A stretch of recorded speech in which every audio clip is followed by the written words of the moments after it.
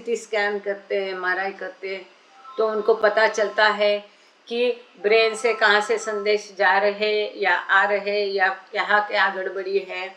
तो पहले विचार मन में आता है, फिर मन सूक्ष्म इंद्रियों तक उस विचार को पहुंचा देता है, फिर स्थूल सूक्ष्म इंद्रिय स्थूल का माध्यम बना के, स्थूल इंद्रियों को माध्यम बना के उसको प्रत्यक्ष कृति उस पर होती है। And when the mind has to gear a gross voice, it hears that voice by means of the gross ear, through the gross indriyas, via the subtle indriyas. तो इस प्रकार से अगर मन को कुछ सुनना है तो फिर ये मन क्या करता है, पालवे पलीकडे जाऊन बोला आणि आवाज कमी प्लीज. ऑलरेडी इथे फार प्रॉब्लेम चालू आहे, रेंज वगैरेचं काहीतरी इथे गडबडी होऊन राहिली आहे.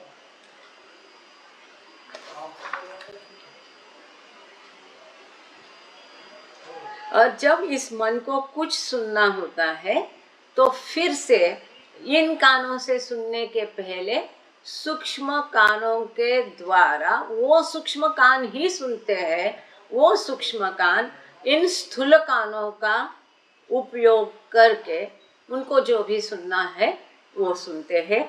इस प्रकार से पहले विचार उठता है मन में और मन सूक्ष्म इंद्रियों का उपयोग करके स्थूल इंद्रियों को माध्यम बनाता है. एक्चुअली यहाँ पर भी अगर हम ध्यान से देखेंगे तो मुख्य कार्य सूक्ष्म इंद्रिय ही करते हैं, माध्यम वो स्थूल का बनाते हैं. स्थूल शरीर को, स्थूल इंद्रियों को सूक्ष्म इंद्रिय अपना माध्यम बनाते हैं. जैसे कि अभी इसका और एक साइंस का उदाहरण देने की बात है. हम देखते हैं कि जो मेंटली रिटार्टेड लोग होते हैं या मानसिक रीत्या बाधित लोग होते हैं, तो हम क्या देखते हैं, उनके कृति आचार विचार में कोऑर्डिनेशन नहीं रहता है, क्योंकि वहाँ मन अलग तरह से चलता है. साइंस उसके पीछे है, वो फिर और एक भाग है, लेकिन एक समझने के लिए, अंदाजा आने के लिए. यस सर, टू समराइज, अब आप समराइज से लेकर के स्टेट तक पूरा पढ़ लीजिएगा. जय बाबा. To summarise, yes, to summarize, the voice projects from the mind through the subtle tongue, which issues forth through the gross tongue and the gross ear. In turn, receives this voice and conveys it to the subtle ear, which then renders into the mind. Through such processes, the subtle and gross tongues, the subtle and gross ears, in a word, all the subtle and gross indriyas are joined and made one in the ordinary awake state. Right, thank you sir. तो साधारण जो जागृत अवस्था है उसमें स्थूल इंद्रिय और सूक्ष्म इंद्रिय सब एक दूसरे को जुड़े हुए हैं, लिंक है, एक साथ यूनाइटेड है और एक उसको मिलके एक इंद्रिय बनता है.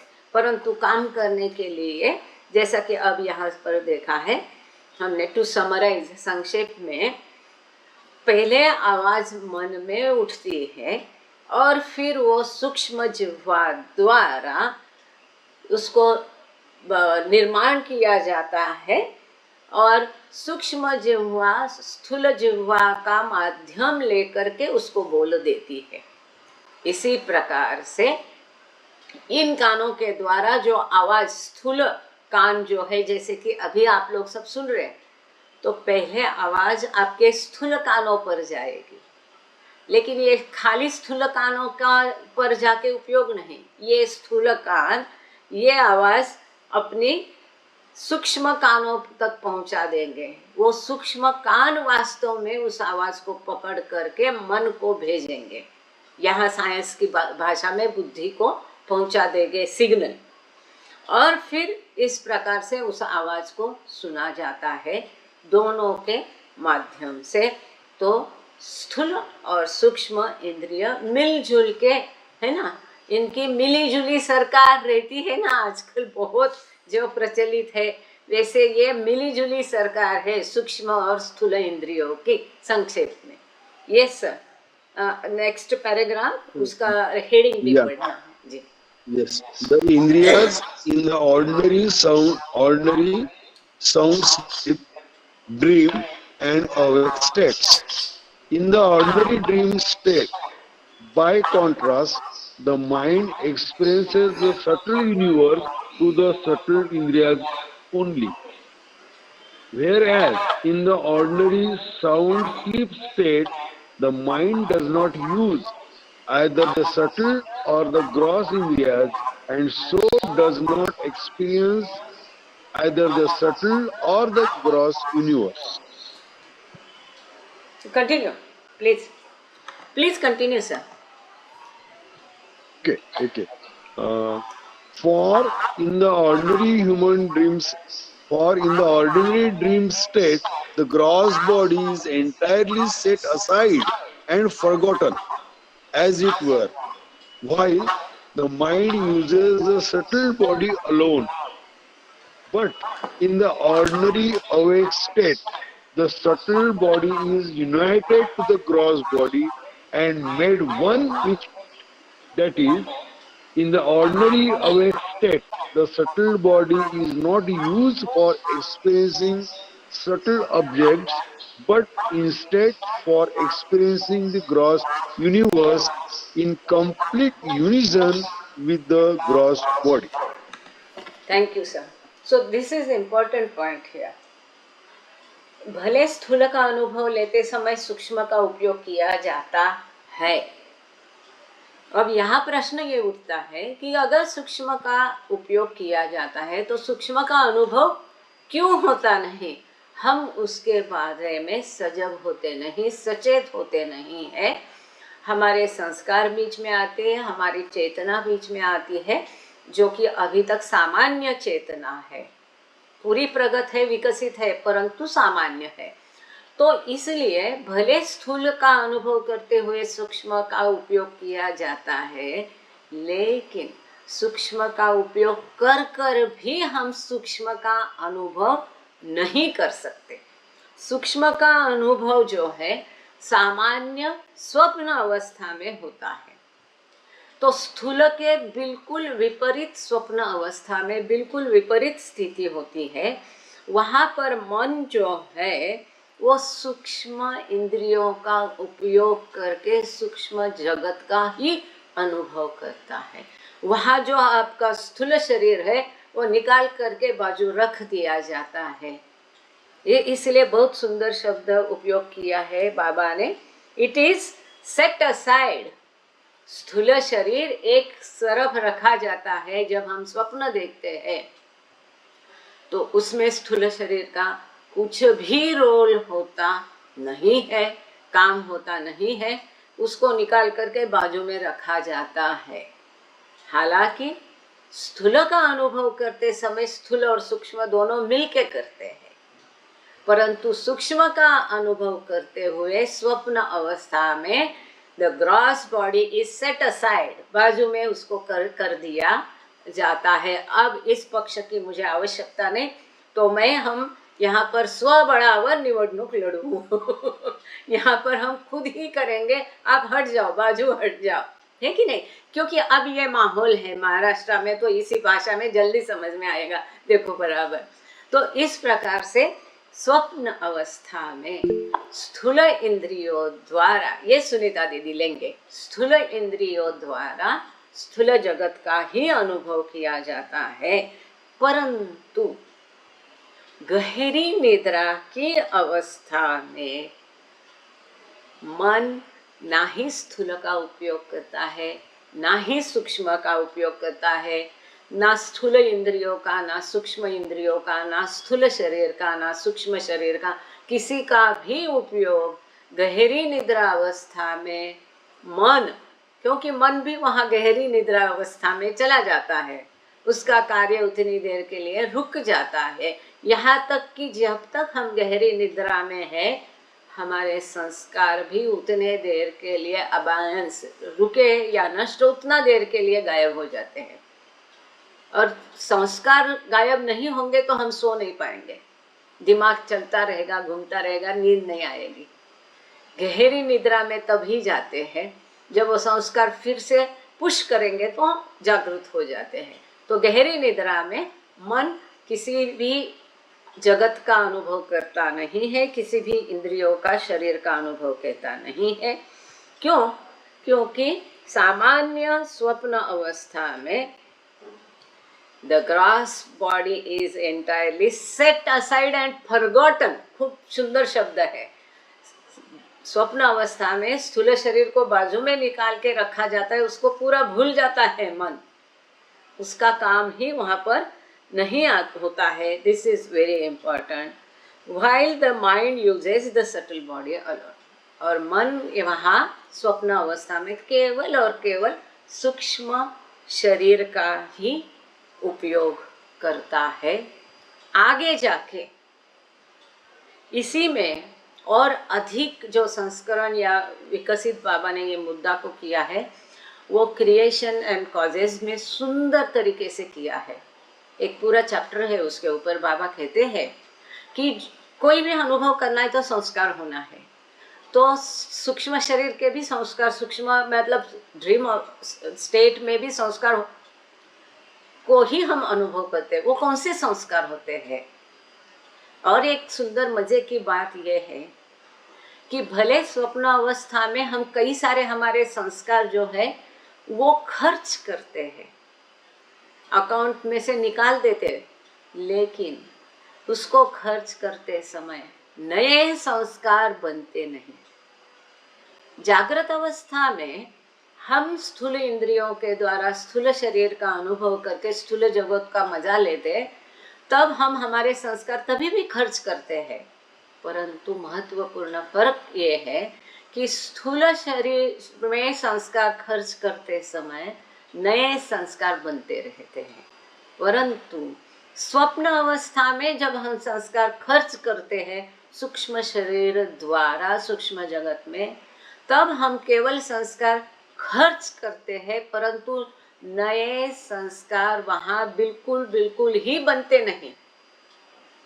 अब इसकी चेन लगाओ आप, क्यों बनते नहीं नए संस्कार? वहाँ भी तो हम स्वप्न देखते हैं, खून करते हैं या कुछ आनंद उपभोगते हैं या कुछ करते हैं, तो वहाँ संस्कार स्वप्न में क्यों बनते नहीं? क्योंकि स्वप्न अवस्था में हम स्थूल इंद्रिय और स्थूल शरीर का बिल्कुल ही उपयोग करते नहीं, स्थूल जगत का अनुभव लेते नहीं। संस्कार कब निर्माण होते हैं? जब इस स्थूल शरीर का स्थूल इंद्रियों द्वारा स्थूल जगत का अनुभव करेंगे, तभी केवल संस्कार निर्माण होते हैं। This is very very important. स्थूल शरीर का उपयोग जब जब जहाँ जहाँ करेंगे तब तब संस्कार निर्माण होते हैं। लेकिन वहाँ तो वो निकाल करके सेट असाइड एंड फॉरगॉटन शब्द लिखा है सुंदर बाबा ने, तो स्थूल शरीर का उपयोग नहीं होता है स्वप्न अवस्था में। इसीलिए स्वप्न अवस्था में नए संस्कार बनते नहीं।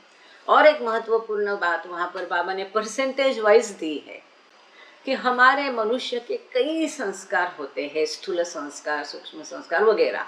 जैसे कि सूक्ष्म जगत में सूक्ष्म संस्कार बनते हैं 1 से 4 भूमिका में, वहाँ स्थूल संस्कार बनते नहीं। आपने गॉड स्पीक्स में ये पढ़ा है कि स्थूल जगत में स्थूल संस्कार, सूक्ष्म जगत में भी संस्कार होते हैं लेकिन वो सूक्ष्म संस्कार, मनोजगत में होते हैं वो मनो संस्कार। ऐसा क्यों? फिर वही, क्योंकि वहाँ स्थूल का उपयोग नहीं है। 1 से 4 भूमिका में वो साधक केवल सूक्ष्म शरीर द्वारा सूक्ष्म जगत का अनुभव करता है, इसलिए वहाँ साधक के संस्कार 1 से 4 भूमिका में सूक्ष्म संस्कार होते हैं। एनीवे, तो बाबा कहते हैं हमारे जो भी कुल संस्कार है, बाबा कहते हैं तो कई संस्कार बनते रहते हैं और जैसे समुद्र के तल में बैठता रहता है कचरा या कुछ भी गंदगी, ऐसे ये मन के तल में ये संस्कार पड़े रहते हैं। इनमें से उपयोग करके खर्च करने के लिए जितने पक्व, इसको सीडी देशमुख ने परिपक्व या पक्व शब्द यूज किया है, तो जितने ये तैयार हो जाते हैं उतने ही हम जब जन्म लेते हैं तो इसकी गठरी बांध के हमारे साथ दी जाती है। ये संस्कार हमारे खत्म हो गए तो यहाँ का बोरिया बिस्तर उठा के चले जाना है अपने घर वापसी, है ना, मतलब मृत्यु सामान्य भाषा में। अब इन संस्कारों में से बाबा कहते हैं कई संस्कार जो होते हैं, जो अनजाने में, जाने अनजाने में, या पुराने हो कई नए हो, ये निष्क्रिय होते हैं, ये कार्यरत नहीं होते हैं और ये पड़े रहते तल में, शांत अपने पड़े रहते हैं, जिसको हम निष्क्रिय संस्कार कहेंगे, जो कार्यरत नहीं है, इनएक्टिव संस्कार। ठीक है। अब स्वप्न अवस्था में क्या होता है, बाबा कहते कि 75% हमारे संस्कार इस प्रकार से इनएक्टिव, निष्क्रिय अवस्था में मन के तल में नीचे पड़े रहते हैं। लेकिन जब हम स्वप्न देखते हैं तब इनमें से कुछ संस्कार जो इनएक्टिव है, ये 75% में से कुछ संस्कार ऊपर आ जाते हैं, क्योंकि तभी मन शांत है, स्थूल में नहीं है, स्थूल जगत में व्यस्त नहीं है। तब ये मन खंगाल लेता है और वो जो इनएक्टिव जो संस्कार है, निष्क्रिय संस्कार नीचे पड़े हैं, उनमें से कुछ ऊपर आ जाते हैं। उनको मन सूक्ष्म शरीर द्वारा खर्च कर देता है। समझ में आ गया? स्वप्न अवस्था में कौन से संस्कार हम खर्च करते हैं? नहीं जो कुल मिला के संस्कार है, इनमें से कई संस्कार ऐसे निष्क्रिय नीचे पड़े हैं तल में, जैसे समुद्र के तल में होता है ना कुछ कुछ, तो ऐसे नीचे पड़े रहते हैं। अब स्वप्न अवस्था में मन इनमें से कुछ संस्कार ऊपर आ जाते हैं अचानक, फीके से जो होते हैं, क्योंकि जो गहरे हैं, डार्क है, इनको तो सूक्ष्म द्वारा खर्च नहीं किया जा सकता है। जो हल्के से है, फीके है, वो ऊपर आ जाते हैं, मन की सतह पर आ जाते हैं। फिर मन उनका उपयोग करके सूक्ष्म इंद्रियों द्वारा सूक्ष्म जगत में उनको खर्च करके उनको खत्म करता है। किरण को समझ में आ गया? अच्छा, थैंक यू सुरेखा कहे मुझे लगा कि whether I have made it complicated and difficult. Anyway, तो ये क्रिएशन एंड कॉजेज में दिया, यहाँ पर बहुत सुंदर है, creation causes the best. Anyway, तो यहाँ पर भी बाबा कहते हैं कि स्थूल शरीर को बाजू रखा कर भूल दिया जाता है, उसका उपयोग स्वप्न अवस्था में किया नहीं जाता है और मन केवल सूक्ष्म शरीर का ही वहाँ पर उपयोग करता है। परंतु सामान्य जागृत अवस्था में ये स्थूल और सूक्ष्म मिलीजुली सरकार होती है, दोनों मिलकर ये दोनों एक हो जाते हैं, है ना। जब जग जाते हैं तब सूक्ष्म और स्थूल शरीर दोनों एक हो जाते हैं और दोनों इकट्ठे फिर घूमते फिरते हैं, मजा लेते हैं That is, in the ordinary awake state, subtle body is not used. तो सामान्य जागृत अवस्था में सूक्ष्म शरीर का उपयोग नहीं किया जाता है, अनुभव नहीं किया जाता है। किसके लिए? सूक्ष्म चीजों को देखने, अनुभवने के लिए। परंतु सूक्ष्म का उपयोग स्थूल शरीर के माध्यम से स्थूल का अनुभव करने के लिए किया जाता है। अब इसी को ये स्लाइड में दिखाया गया है, लेकिन इस स्लाइड की चर्चा और एक पन्ना पलटने के पश्चात फिर हम करेंगे, क्योंकि इसमें 2 सब्जेक्ट लिए हैं। अभी भी इसकी चर्चा कर सकते, ऐसा कुछ नहीं है। तो एक समझने के लिए मोटे मोटे तौर पर ये स्लाइड में भी यही जो सब दिया है जो अभी हमने पढ़ा है, और जो आगे के 1-2 पन्ने में पढ़ेंगे, ये सब एक स्लाइड में दिया गया है। सुनीता दीदी को कुछ सवाल था, सुनीता दीदी की क्लियर हो गया, आगे पढ़ते ही क्लियर हो जाता है, कई बार होता नहीं, है। सॉल्व हो गया, सॉल्व सॉल्व। हाँ ठीक है दीदी, थैंक यू। तो आगे अब हम तुरंत चलते हैं, ordinary and extra ordinary person. अब ये हमने मोटे मोटे तौर पर देखा, जागृत अवस्था, नींद की, गहरी नींद की अवस्था और स्वप्न अवस्था में कौन से शरीर का उपयोग मन के द्वारा किस प्रकार किया जाता है, ये हम मोटे मोटे तौर पर देख लिया। इसी अवस्थाओं को सामान्य मनुष्य, साधक और सद्गुरु के द्वारा, उनको भी ये सद्गुरु हो, साधक हो, है तो इसी माया की जगत में, तो फिर वो किस प्रकार से स्थूल और सूक्ष्म इंद्रियों का उपयोग करते हैं, ये अब हम देखेंगे। सर जय बाबा। पहले जो संपादकीय है वो पढ़ेंगे, नीले अक्षरों में जितना भी है वो संपादकीय है, और फिर आगे जाएंगे। यस सर, जय बाबा। Ordinary and extraordinary persons. When the infinite false mind progresses beyond the gross, as a yogi, it experiences the subtle universe in full wakefulness. In full wakefulness. Progressing further, the infinite mind as Sadguru in Nirvikalpa Samadhi sets aside the universe to experience the self, whereas Sadguru in Sahaj Samadhi it experiences self and the universes both together and separately. Should I continue? Yes sir, please sir. तो क्या है, एक link बनी रहेगी chain, और आपको Okay. हाँ हाँ Okay. The ordinary case is that of a person who in full wakefulness experiences the gross universe, while the extraordinary case is that of a person who in full wakefulness experiences either the subtle universe or the self. What the ordinary person experiences in dream, namely the subtle universe, the yogi experiences awake, and the cessation of all universe experience for the ordinary person in sound sleep is what the Sadguru experiences in the extraordinary awake in sound sleep state. Thank you sir.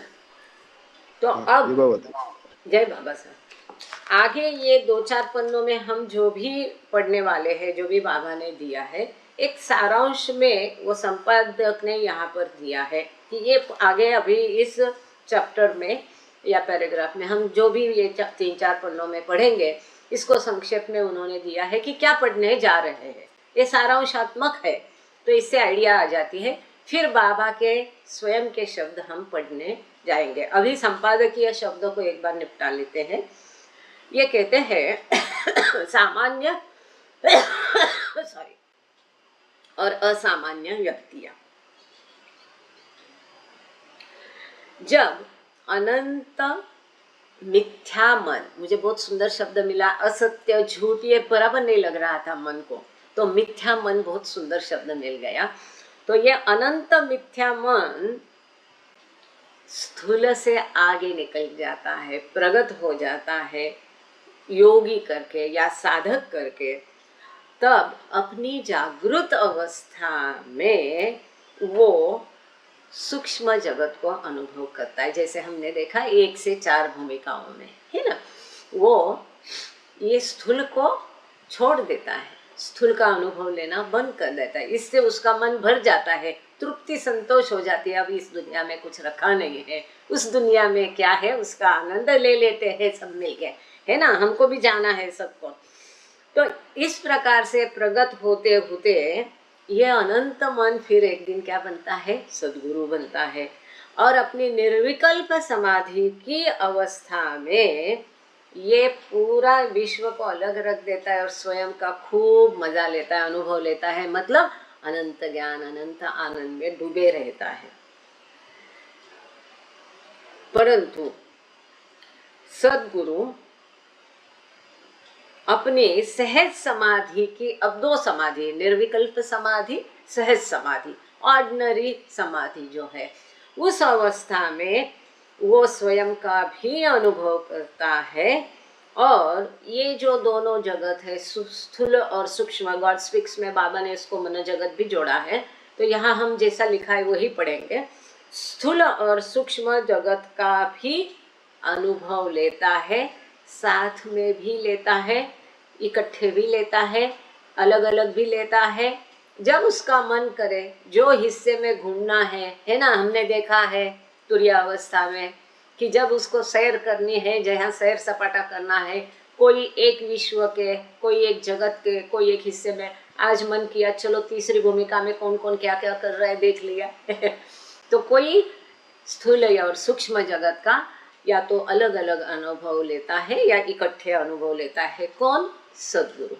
केवल सहज समाधि में या तो स्वयं का लेता है और दोनों जगत का इकट्ठे या अलग अलग भी अनुभव करता है। यह महत्वपूर्ण बात है, ये सदगुरु को करना ही पड़ता है। क्यों?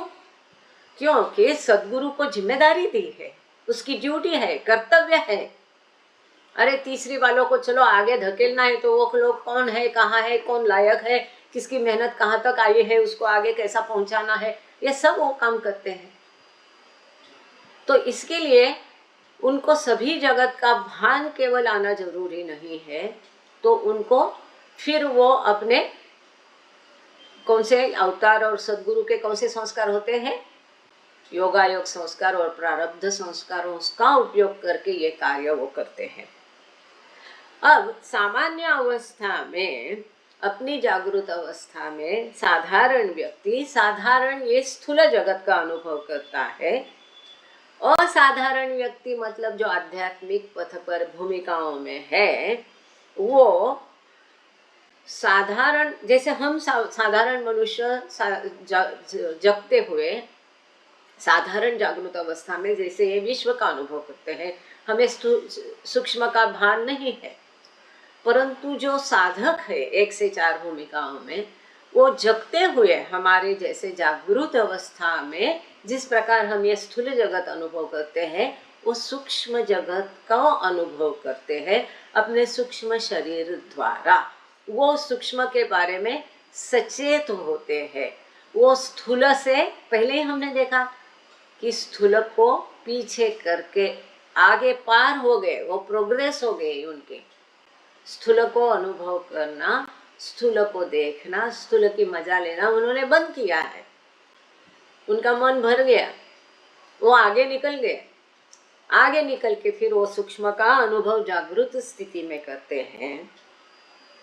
जैसे कि सामान्य मनुष्य स्वप्न अवस्था में सूक्ष्म का अनुभव करते हैं, वही अनुभव साधक लोग या योगी लोग अपनी जागृत अवस्था में करते हैं।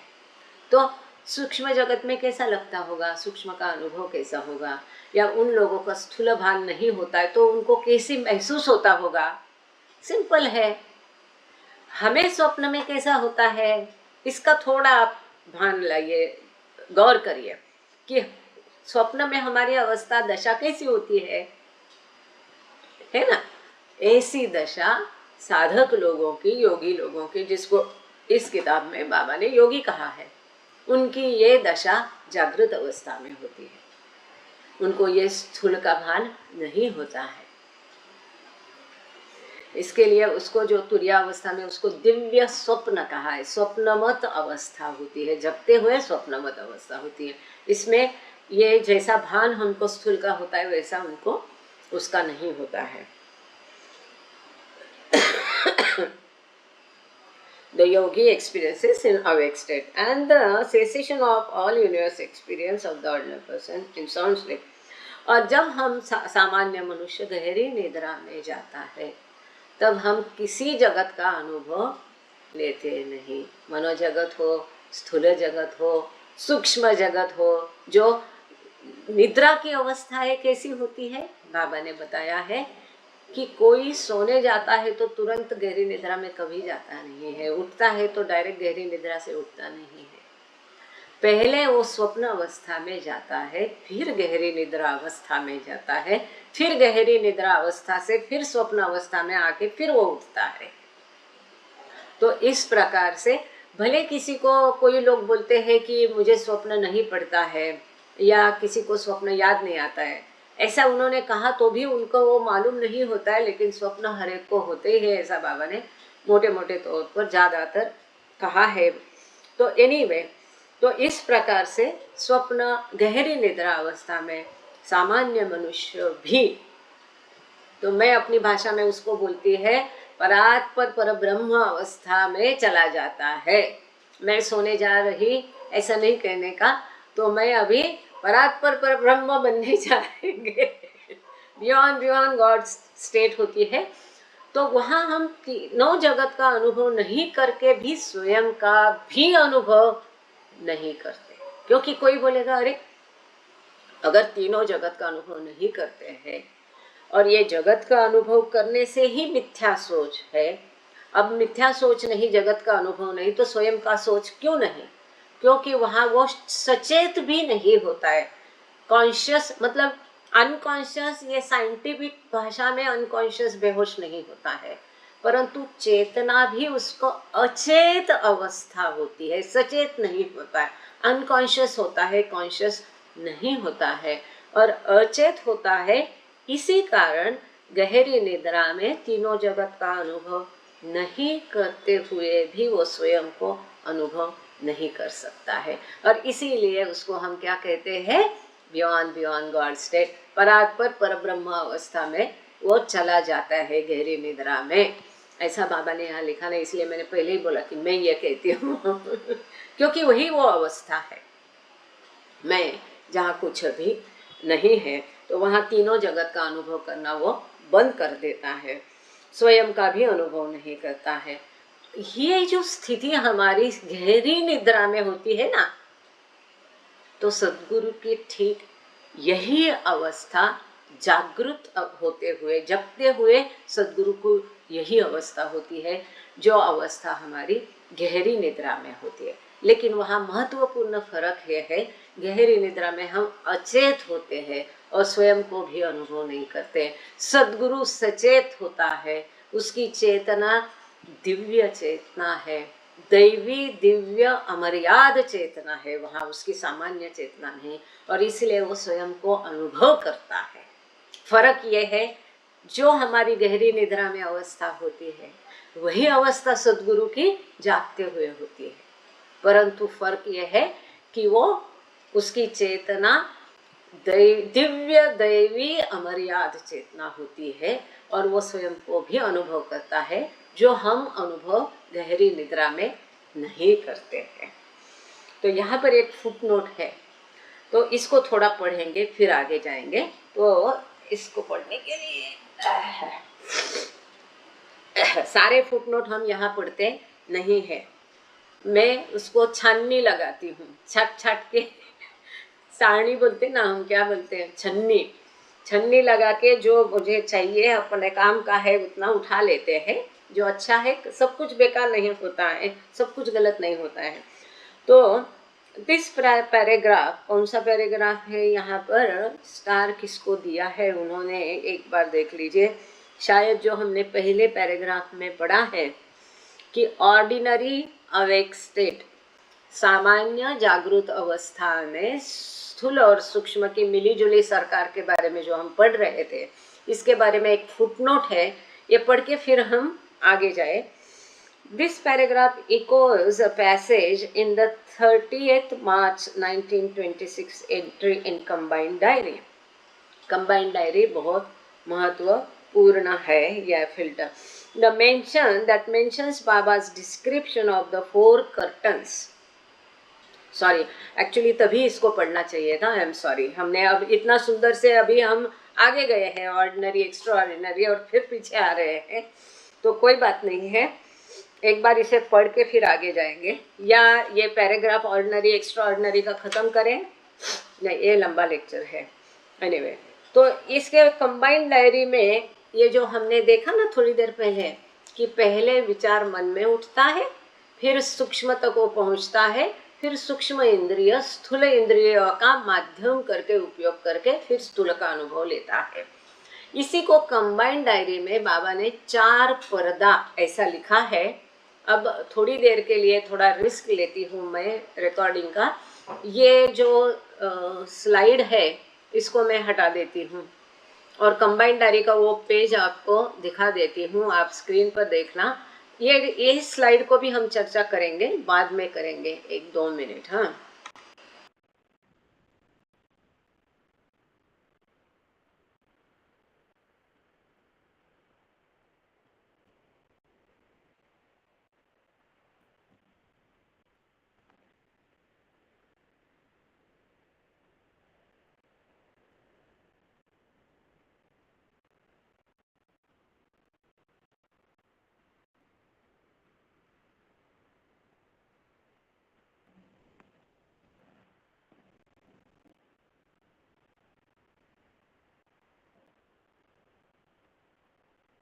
देखो इसमें कैसा लिखा है, आप पढ़ पा रहे हैं इसको? Very good, thank you. ऊपर दिया है सेल्फ। अब सेल्फ मतलब क्या? मैं, आत्मा, जिसको इस किताब में बाबा ने इन्फिनिट इंटेलिजेंस, अनंत बुद्धि कहा है। तो इसका मन है, फिर माइंड आता है ना। फिर ये फिल्टर कैसा होता है, यहाँ पर भी एक फिल्टर लगा है देखो। फिर मन के द्वारा यहाँ पर सटल में बाबा ने दो हिस्से किए हैं। इसको कोई पढ़ पा रहा है क्या? इसको पढ़ने का कोशिश करो तो आओ तो। Fine subtle. Okay, thank you, very good. Fine subtle.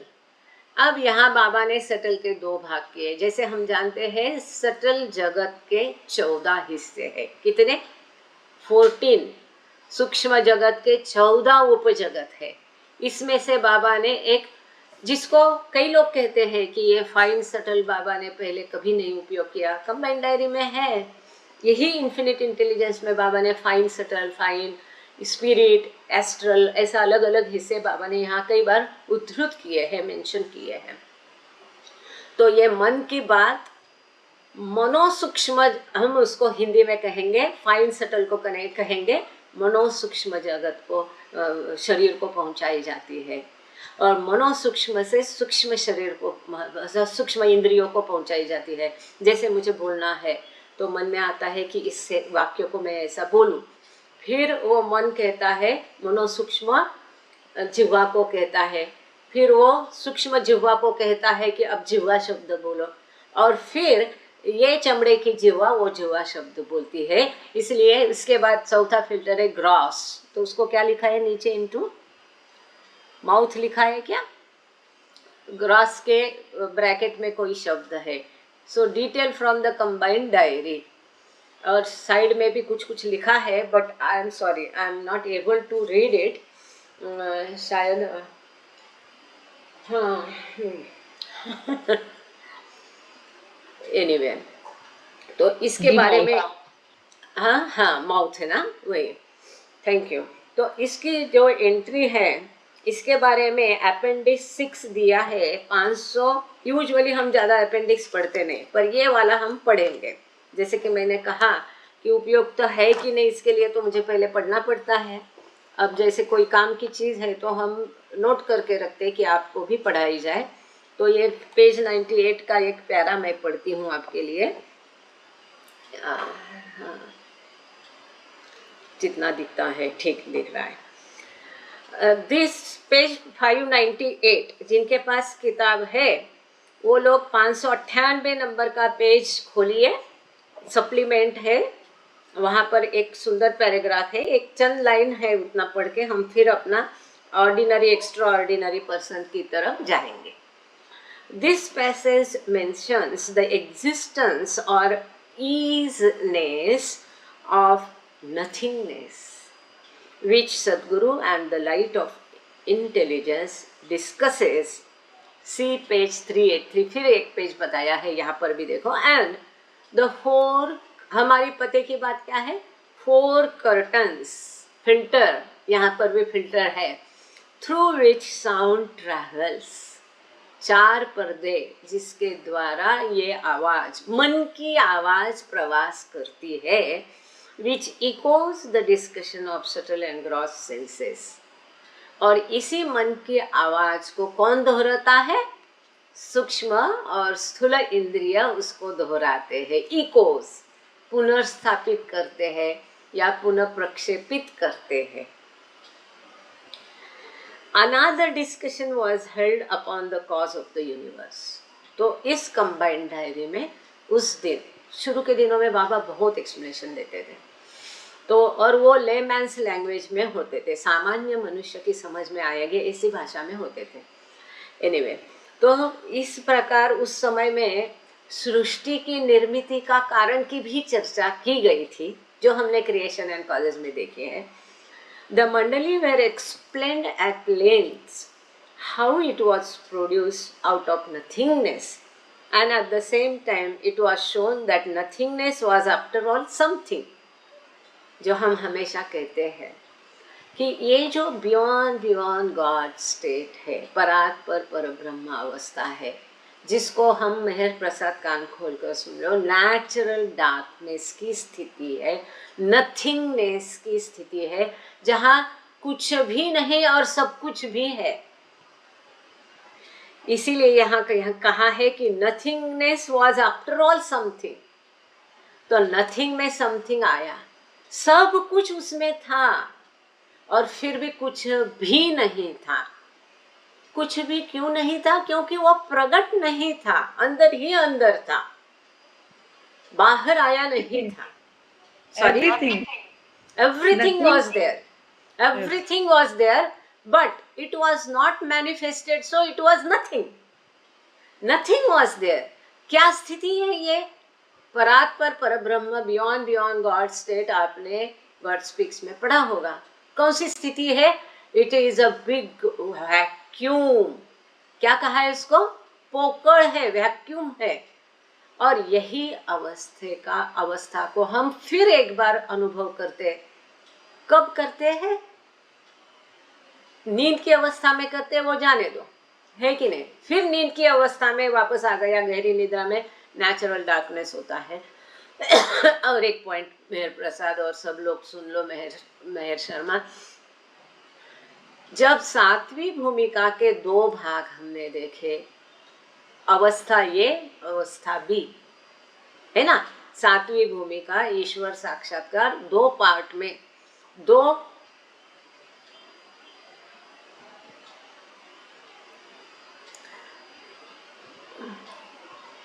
क्या कहा है, मैं पढ़ती हूँ, एक मिनट। हाँ, let me complete first this point. सातवीं भूमिका का ईश्वर साक्षात्कार को दो हिस्सों में पूरा होता है। पहले आती है फना अवस्था, कंपलसरी सभी को आती है। इसके बाद फना फिला आती है।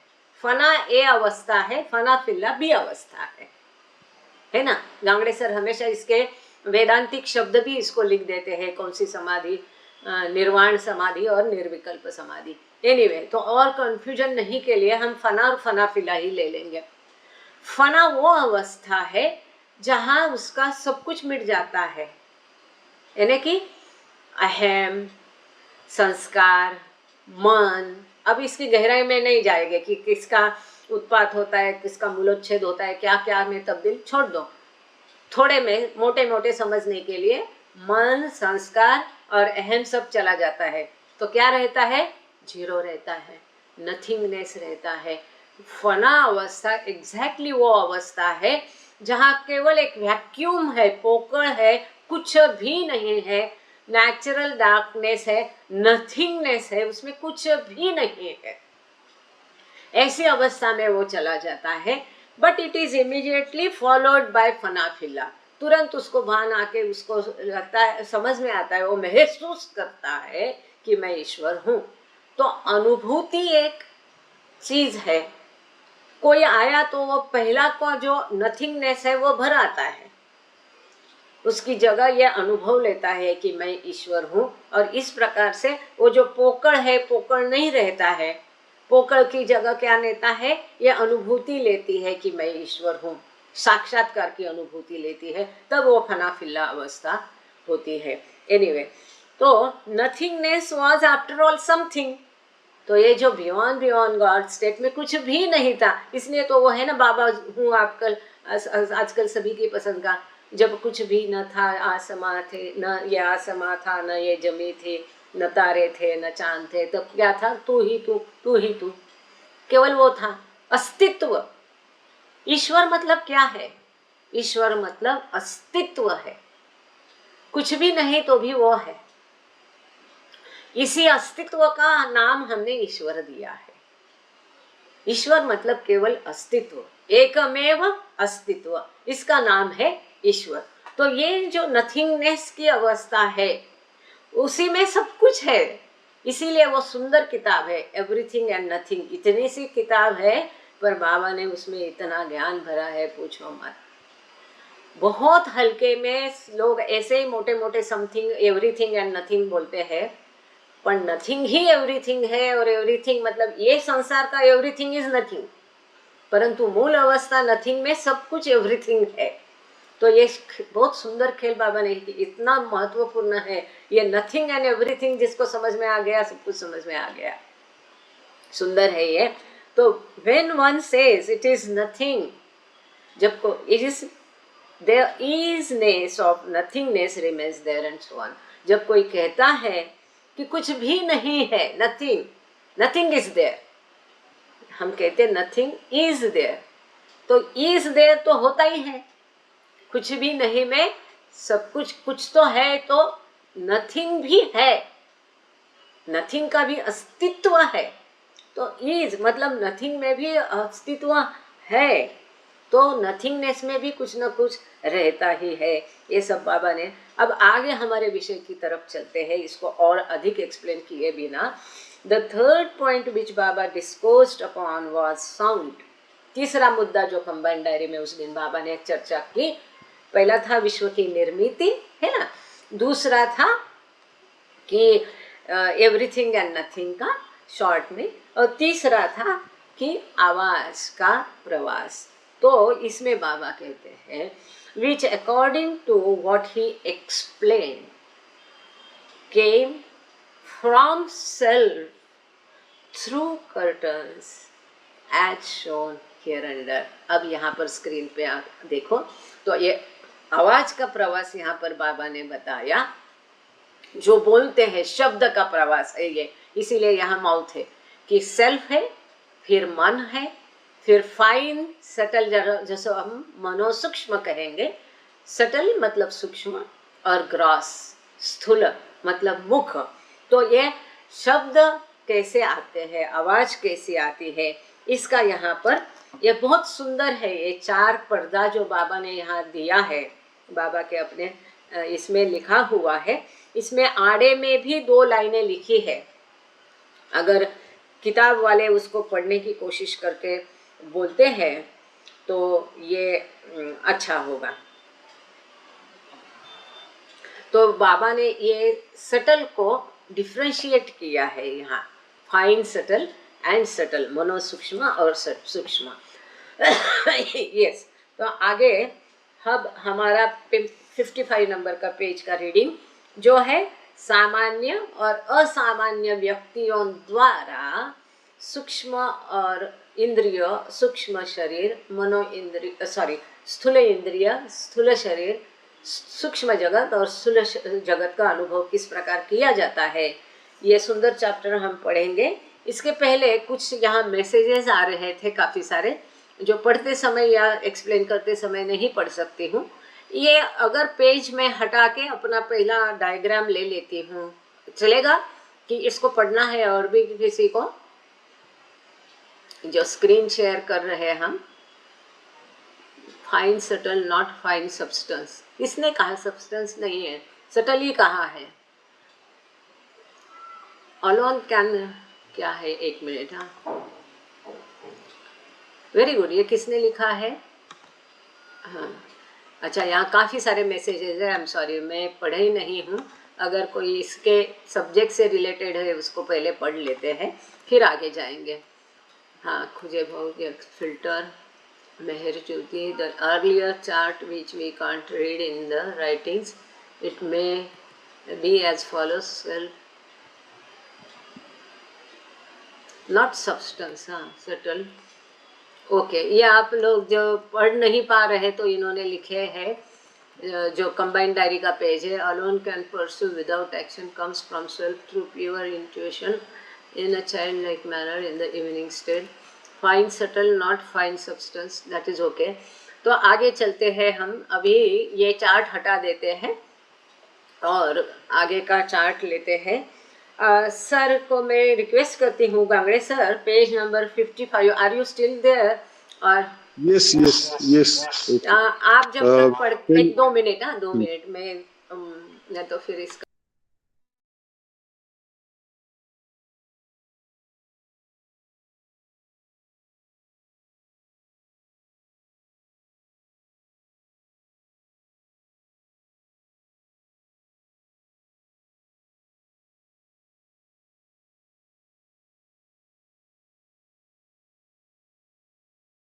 के लिए हम ये स्लाइड्स बनाते हैं, तो अभी किसी को दिया नहीं बनाने के लिए, कोई कंप्यूटर वाला मदद करता है तो बन जाए। Yes sir, please read on page number 55।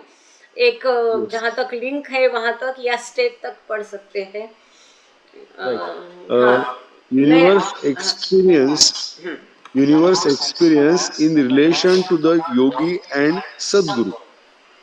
When the mind has progressed beyond the ordinary human awake state, however, then as a yogi, it experiences in full wakefulness the subtle universe through the subtle body, setting aside the gross body and the experience of the gross universe, as happen in the ordinary dream state. Progressing still further, when it attains the ultimate experience or anubhav, also known as the state of Sadguru, Nirvikalpa Samadhi, or union, Vasla, the mind, still in the awake state, sets aside both bodies and ceases to experience the two universes, as happens in the ordinary sound sleep state. Okay, okay sir, thank you. यहाँ थोड़ा रुकते हैं। हाँ, तो अब योगी या साधक और सद्गुरु किस प्रकार इसको अनुभव करते हैं। तो बाबा कहते हैं, जब मन प्रगट होता है, चिंतन है ना, ये विश्व का चिंतन नहीं करके स्वयं का चिंतन करना है। स्वयं मतलब झूठा, असत्य, मिथ्या मैं नहीं, असली मैं का, ईश्वर का चिंतन करना है। दुनिया की तरफ पीठ करके ईश्वर की तरफ मुख करना है, बाबा की सुंदर भाषा में।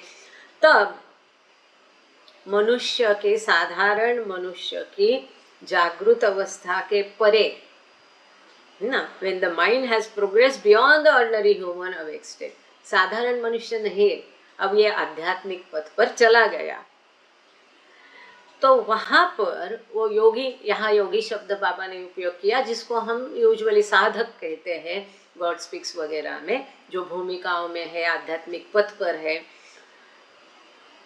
ये जो साधक है या आध्यात्मिक पथ का यात्री है या भूमिकाओं में जो यात्री है, ये पूरी अपनी जागृत अवस्था में जगते हुए, जागृत अवस्था में अपने सूक्ष्म शरीर द्वारा सूक्ष्म जगत का अनुभव करता है।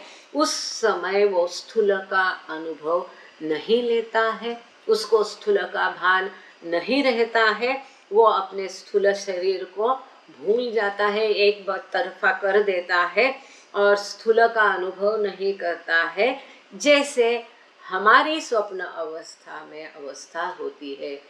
बिल्कुल वैसी अवस्था योगी या साधक की होती है, जो प्रगत है और जो 1 से 4 भूमिकाओं में है, उसकी अवस्था ये जागृत में होती है, स्वप्न अवस्था में नहीं। अब कोई ये बहस कर सकता है, क्योंकि पहली भूमिका जो है ये स्थूल जगत और सूक्ष्म जगत की दहलीज है, बॉर्डर लाइन है, तो वहाँ पर साधक को कभी सूक्ष्म का भान आता है, कभी जाता है, कभी स्थूल का भान ये अपवाद को हम छोड़ देंगे। मोटा मोटा हम समझ रहे हैं, मोटा मोटा बाबा समझा रहे हैं, इसी को समझ लेंगे। तो ये हम समझ लिए कि जो हमारी अवस्था स्वप्न में होती है वो अवस्था योगी की जीते जागते जागृत अवस्था में होती है। आगे वो और प्रगत होता है और प्रगत होते हुए वो जो अल्टीमेट एक्सपीरियंस है, अनुभव है, साक्षात्कार है, इस अवस्था को यहाँ बाबा ने स्टेट ऑफ सद्गुरु लिखा है, तो इसके बहस में जाने दो, जो बाबा को कहना है उतना समझ लेते हैं। तो ये निर्विकल्प समाधि में वस्ल मतलब यूनियन, ईश्वर से एक होता है, मतलब उसको ईश्वर साक्षात्कार मिलता है।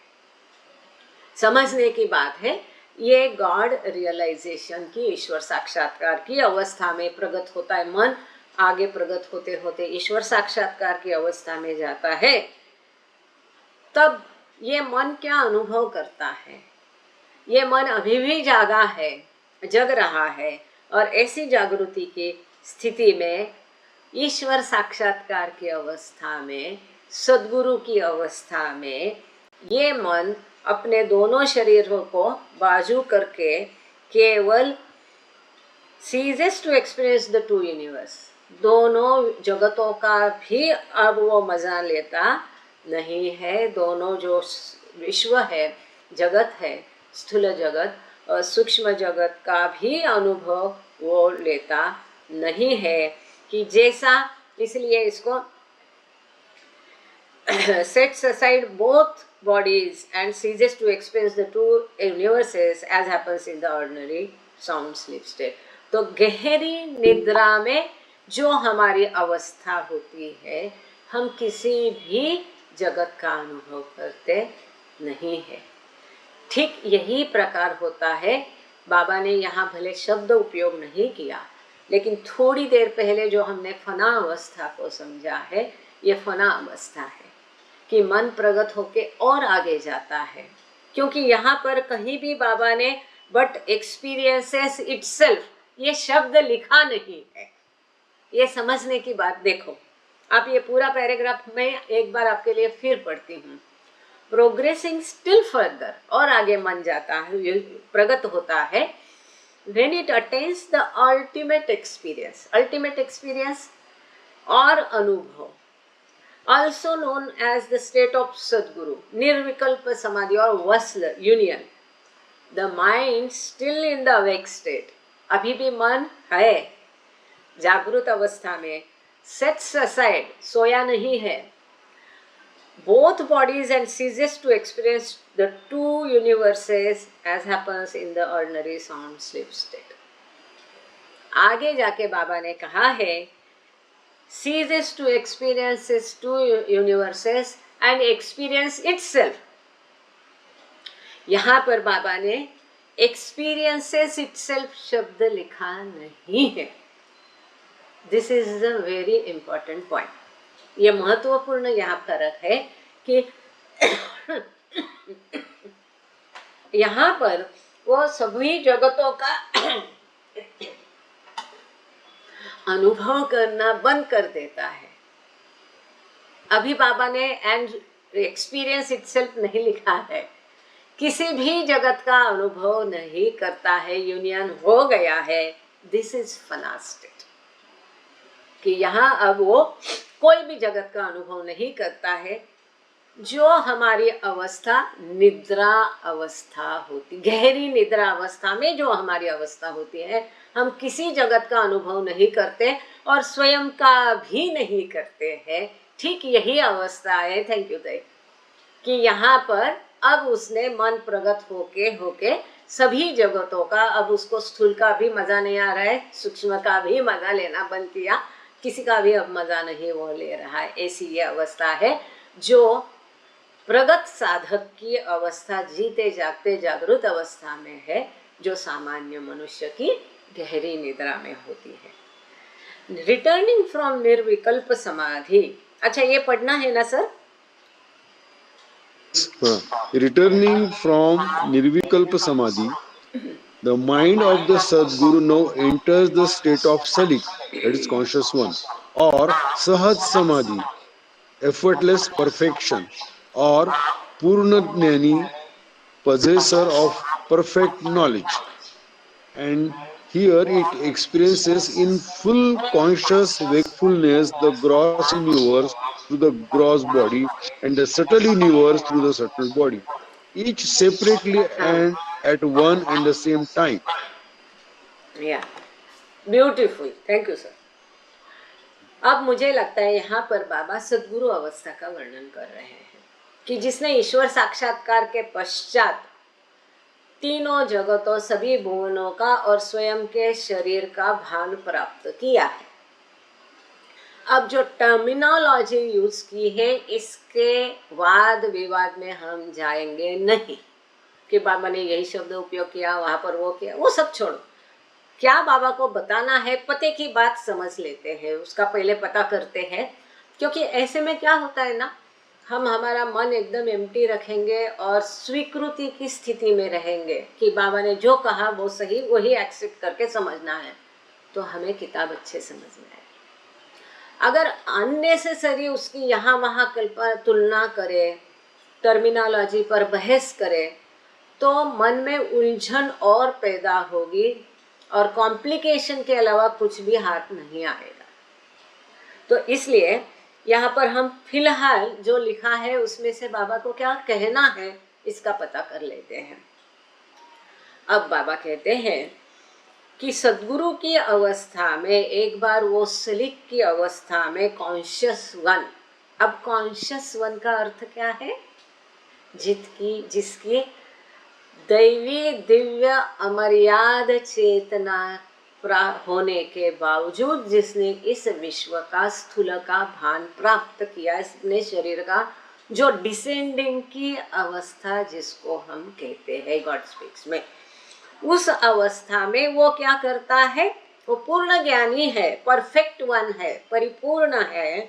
वहाँ वो अपनी पूरी जागृत अवस्था में स्थूल विश्व का अपने स्थूल शरीर द्वारा और सूक्ष्म जगत का सूक्ष्म शरीर द्वारा अनुभव करता है। अब मजे की बात यह है, फर्क ये है यहाँ पर दोनों का अनुभव वो अलग अलग सेपरेटली भी करता है और दोनों को एक समय में at one and the same time साथ में भी अनुभव कर सकता है। ये देखो, अब हम अनुभव करते हैं, कैसा करते हैं? मिली जुली सरकार है हमारी, है ना, एक ही शब्द में, मतलब स्थूल और सूक्ष्म यूनाइटेडली हम अनुभव स्थूल का करते हैं। साधक लोग केवल सूक्ष्म का करते हैं। लेकिन जो सद्गुरु है जिसने भान वापस लाया है, क्यों? क्योंकि उसको कोई कर्तव्य है, या परमहंस भी है जिसको कोई कर्तव्य नहीं है। वो क्या करता है? डिसेंडिंग के पश्चात स्थूल और सूक्ष्म को अलग अलग भिन्न, उसको अलग से भी वो अनुभव कर सकता है। केवल सूक्ष्म का अनुभव किया, कभी केवल स्थूल का अनुभव किया, कभी दोनों का साथ में किया, and at one and the same time एक ही समय वो स्थूल का अनुभव करते हुए भी सद्गुरु सूक्ष्म का भी अनुभव कर सकता है। सूक्ष्म जगत में कौन सी भूमिका, एक से साथ में लेके किसको मेरी जरूरत है। जो बाबा के साथ में हम जब बाबा का चरित्र पढ़ते हैं और बाबा की मंडली जन या बाबा के भक्त जन पाश्चात्य देश के, कई बार हम देखते हैं वो कहते हैं कि बाबा वॉज वेरी अलोन, बाबा हमारे साथ थे लेकिन हमारे साथ नहीं थे, ऐसा लगता था कि वो अलग है, कहीं और है। ये वो है जो एक्सटर्नली आपको ऐसा दिखाई दे सकता है, जब एक साथ स्थूल में होकर भी वो सूक्ष्म में भी अलग से जा रहे हैं, कहीं अपना इंटरनल कार्य कर रहे हैं। आपको ये याद है, आप समझ में आ गया क्या कहना चाह रहे हैं? कि कई आपने किताबों में, स्टोरी बुक में बाबा की पढ़ा होगा कि बाबा वहाँ थे लेकिन कहीं ऐसा लग रहा था कि बाबा कहीं और है ना। या ऐसे बैठे बैठे देखो, कभी आदमी कोई विचार में खो जाता है, सामान्य व्यक्ति भी, है ना, और अचानक उसका ध्यान हट जाता है। सामने वाला क्या कह रहा है वो उसका ध्यान नहीं है, सामने वाला की तरफ वो देखता है लेकिन उसका नज़र कहीं और है।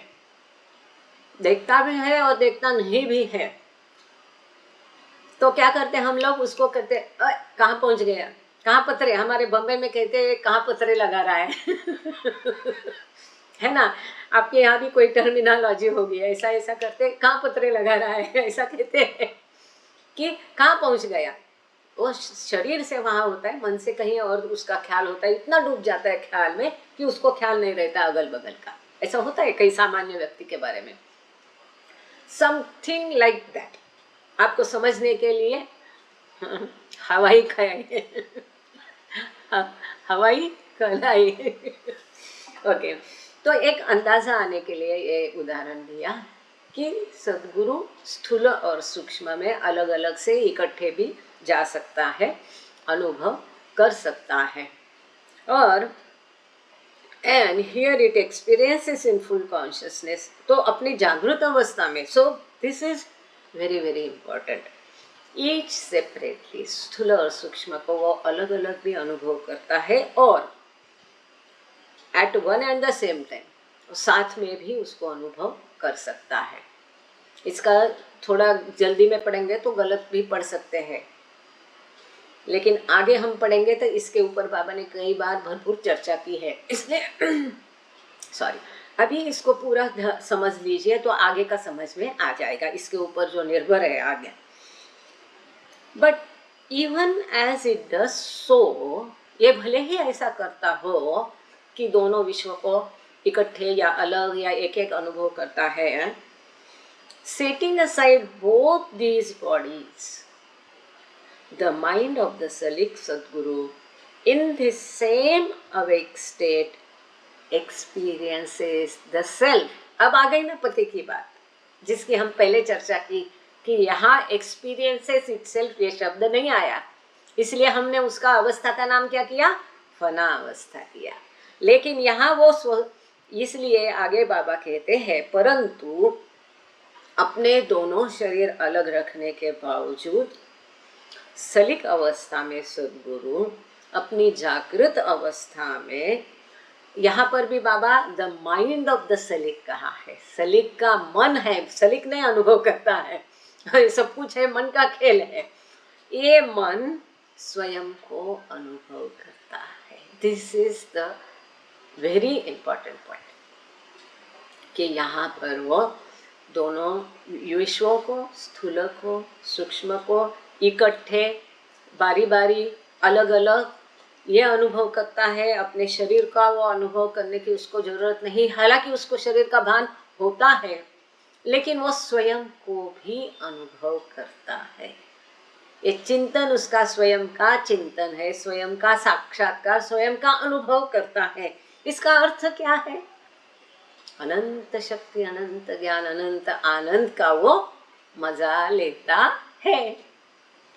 The purpose for which the mind of Salik Sadguru experienced the subtle and gross universes, even while simultaneously experiencing self, is not for upabhog or sensual enjoyment, but for the sake of circle and word duty, wherein it works through these bodies and universes for the salvation of others।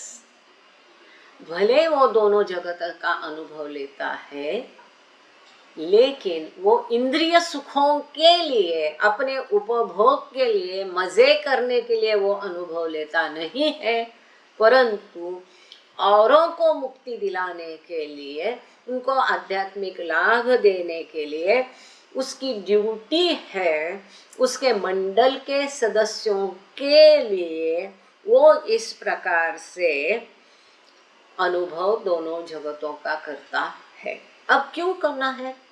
तभी उसको पता चलेगा कि उसका कौन सा बंदा तैयार है ना। तो आप मानो समझो, एक मैं आपको बता देती हूँ, this may not be the app perfect example, but जो तुरंत ध्यान में आया वो बताती हूँ। आप बागबान हैं, आपके आम के कई पेड़ हैं, आपको पता है कि उससे पेड़ पे कौन सा है, आप चक्कर लगाते हैं, सारे आम आपने उतार लिए और बहुत बड़े हॉल या खोली में आपने उसको ऐसे लगा दिए, उसको आढ़ी बोलते हैं मराठी में, हिंदी में क्या कहते हैं आई एम सॉरी।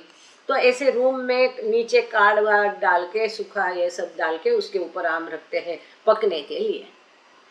लेकिन वो रोज जाके वो देखेगा कि कौन सा आम पका है, कौन सा पकने को है, कौन सा खराब हो रहा है, कौन सा इसमें से निकालना है। तो ठीक इसी प्रकार से सद्गुरु को देखना पड़ता है, उसका ड्यूटी है कि कौन तैयार है, कौन सा जीव तैयार है, ताकि उस जीव की मैं मदद करके उसको आध्यात्मिक पथ पर लाऊं।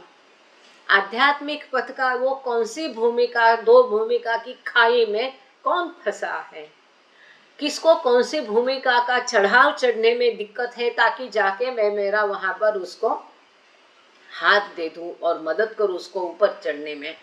कौन छठवीं भूमिका है कि इसको मैं धक्का लगा के आगे सातवीं में ढकेल दूं, ये सब उसको देखना पड़ता है।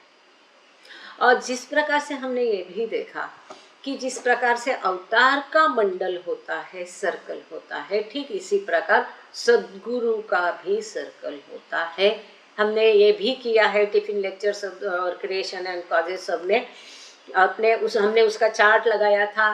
12 मेंबर, फिर एक गया, फिर 11 रह गए, फिर एक मुखिया बनता है, फिर 10 बन गए, फिर ये 10 को उसको साक्षात्कार, उसमें से सद्गुरु 2 या 3 को अपने जीवन काल में अधिकतम साक्षात्कार दे सकता है। ये सब हमने किया है। तो जिस प्रकार अवतार का सर्कल होता है, लेकिन अवतार का सर्कल बड़ा होता है, 1 से 11, 100 क्या वो फिगर हमेशा भूल जाती हूँ, सुरेखा ताई लिख देगी चार्ट में, इतने मेंबर होते हैं। जहाँ की सद्गुरु के सर्कल में केवल 10 या 11 मेंबर उसमें चार्ट में डाल दीजिए तय।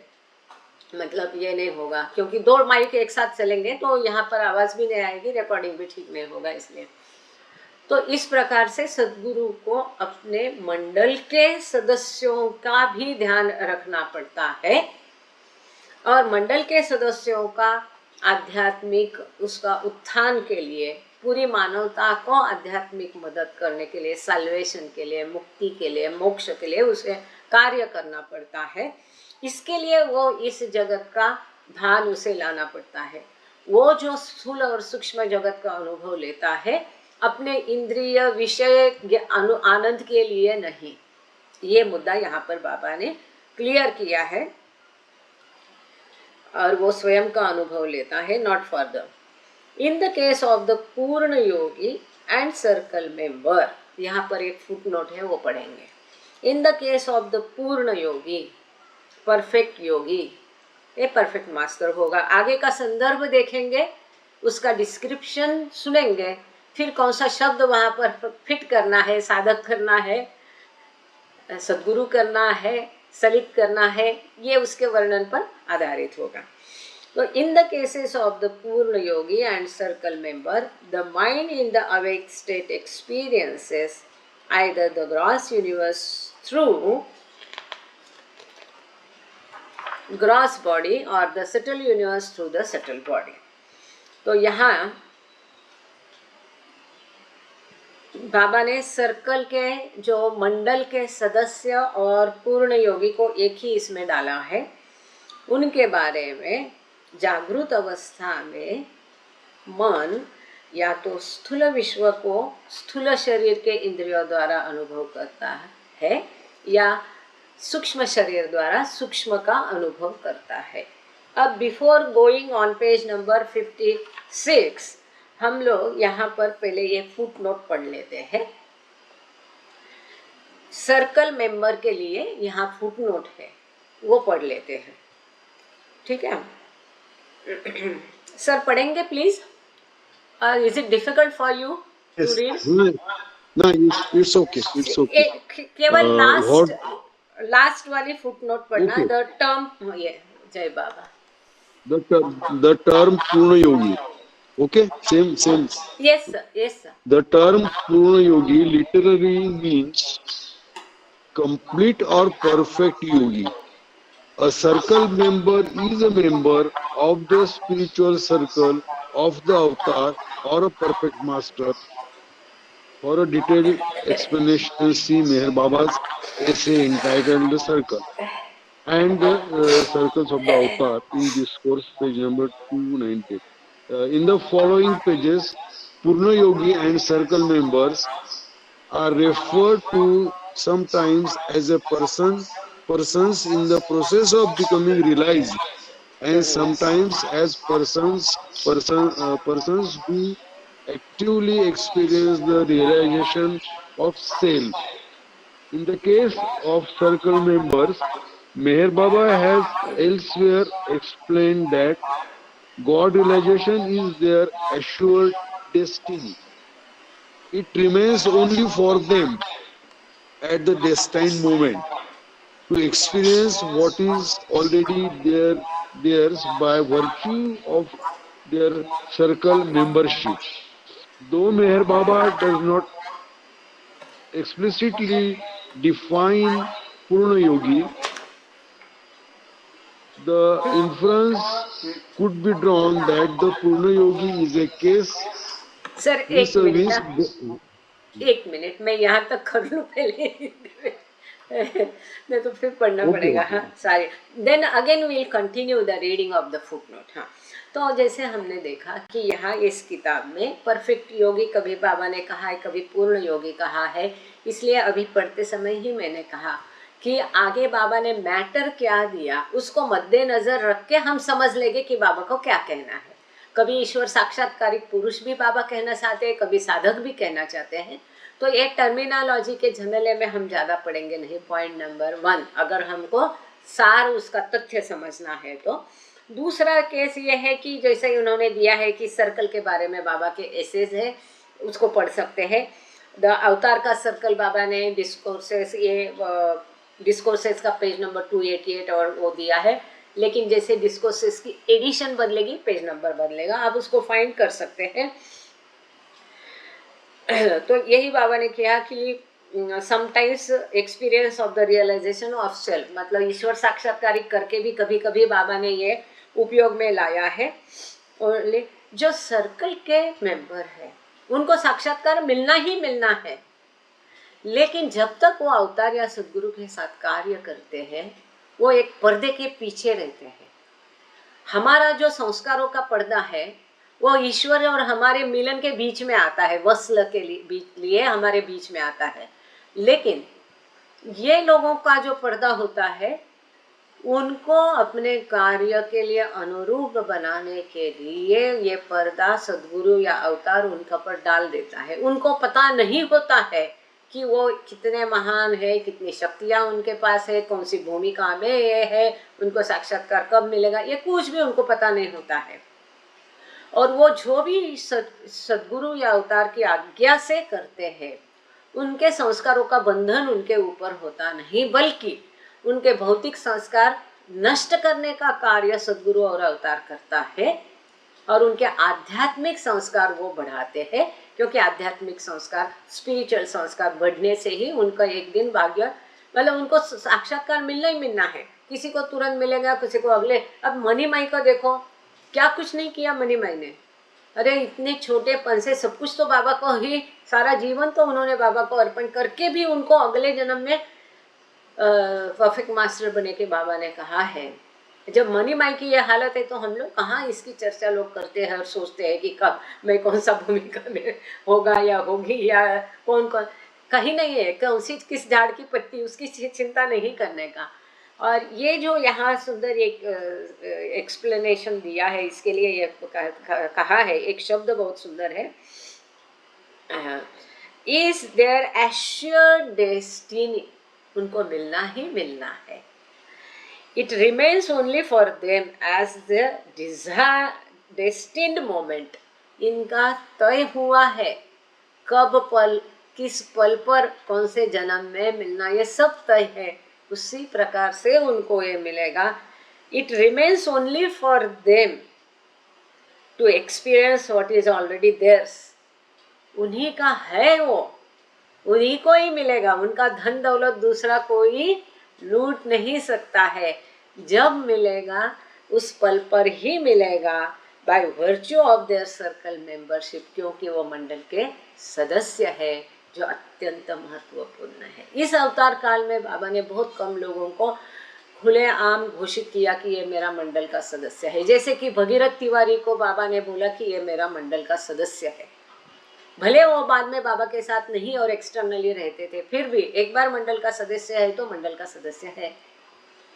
बहुत कम लोगों को बाबा ने ऐसा घोषित किया है। खाली आगे दो Meher Baba does not explicitly define. Sir आगे पढ़ लीजिए दादा प्लीज। ये नेक्स्ट पेज नंबर 56 सबके लिए बता दूं, पेज नंबर 56 में ये जो फुटनोट हम पढ़ रहे थे 55 नंबर के आखिरी फुटनोट, पेज नंबर 56 में आगे कंटिन्यू हुई है। तो इस फुटनोट एक करीब पैराग्राफ है, वो पढ़ाएंगे हम पूरा। जय बाबा। Yes, sir. Though Meher Baba does not explicitly define Purna Yogi, the inference could be drawn that the Purna Yogi's case vis-a-vis God realization is akin to the circle members. This is the Purna Yogi, like the circle member, stands on the threshold of realization and has this realization already in his hand, as it were, as a dream, as a destiny that will assuredly unfold at its appointed moment.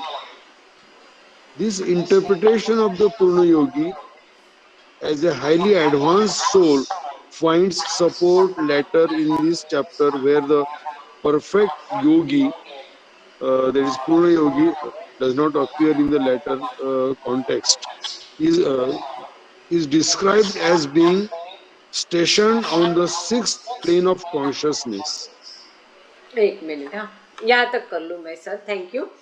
तो यहाँ बाबा कहते हैं कि मतलब sorry not बाबा, यहाँ editor कह रहा है कि यहाँ पूर्ण योगी को बाबा ने ये किया नहीं है, और पूर्ण योगी और ईश्वर साक्षात्कारिक इसमें ये सर्कल मेंबर के लिए है, और पूर्ण योगी है जो कि सर्कल मेंबर के जैसा ही ईश्वर साक्षात्कार की दहलीज पर खड़ा है, और वो ऑलरेडी उसके हाथ में है ही।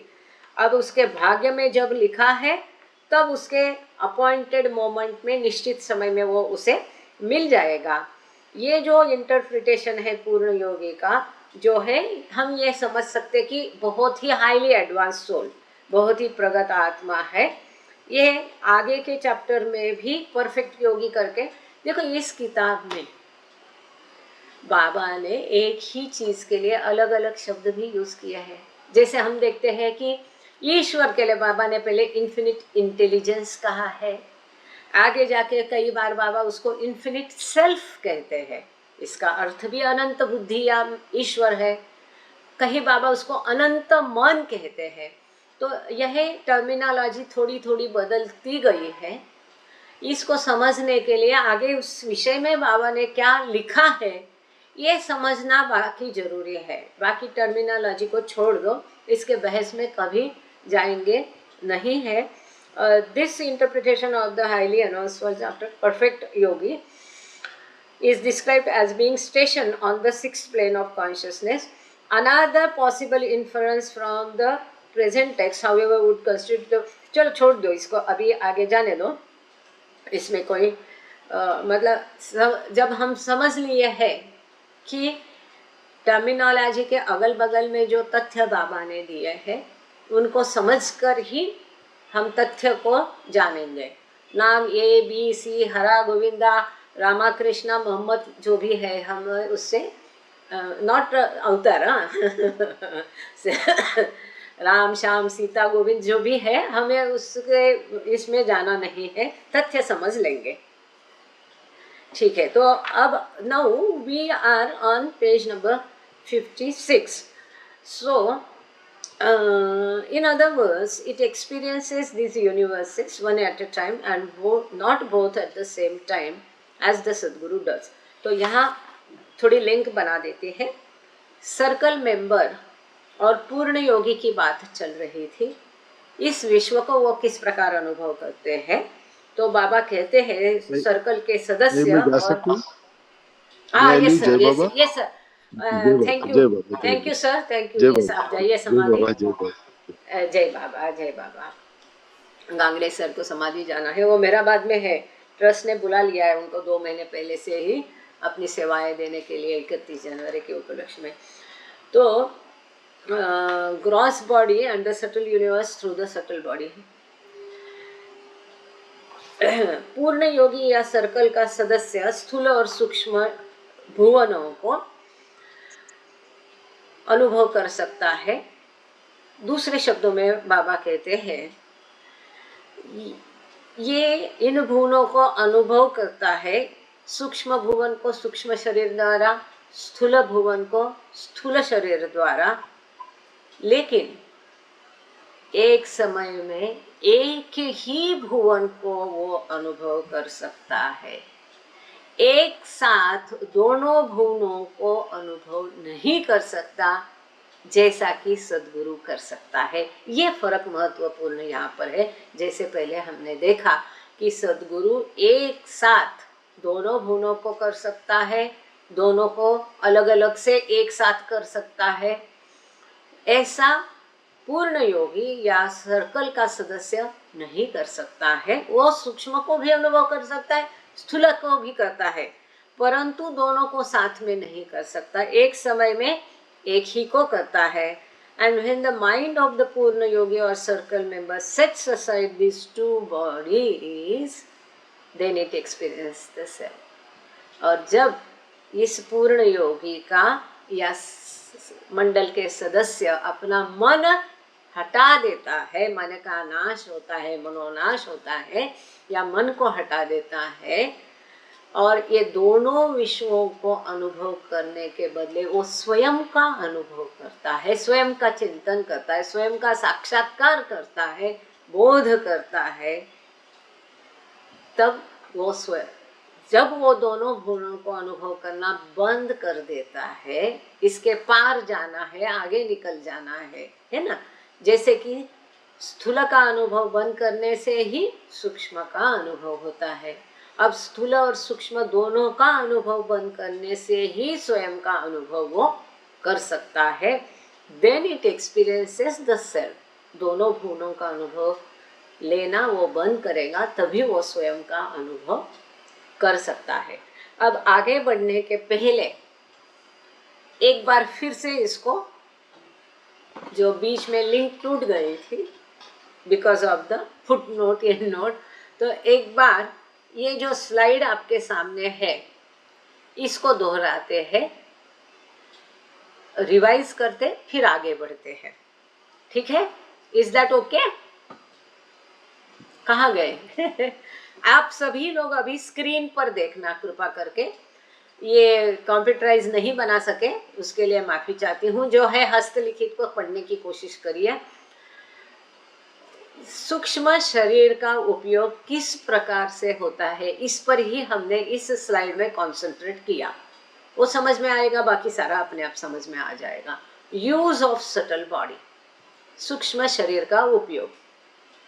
एक पहला है सामान्य साधारण मनुष्य की जागृत अवस्था में सूक्ष्म शरीर का उपयोग कैसा होता है। अवेकनेस है, अचेतनता है। क्यों? सूक्ष्म का उपयोग हम साधारण जागृत अवस्था में साधारण व्यक्ति करता है, परंतु उसको उसका भान नहीं होता है कि मैं सूक्ष्म का उपयोग कर रहा हूँ। इसीलिए अनकॉन्शियसली अचेतनता वो सूक्ष्म शरीर का उपयोग करता है।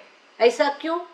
क्योंकि स्थूल और सूक्ष्म दोनों कंबाइन है, यूनाइटेड है, मिले जुले है, उनकी लिंक है। ये सूक्ष्म शरीर, it is because it is combined with gross body। स्थूल शरीर के साथ सूक्ष्म शरीर यूनाइटेड है, जुड़ा हुआ है, लिंक है। वो उसका इसीलिए अलग से अस्तित्व समझ में आता नहीं।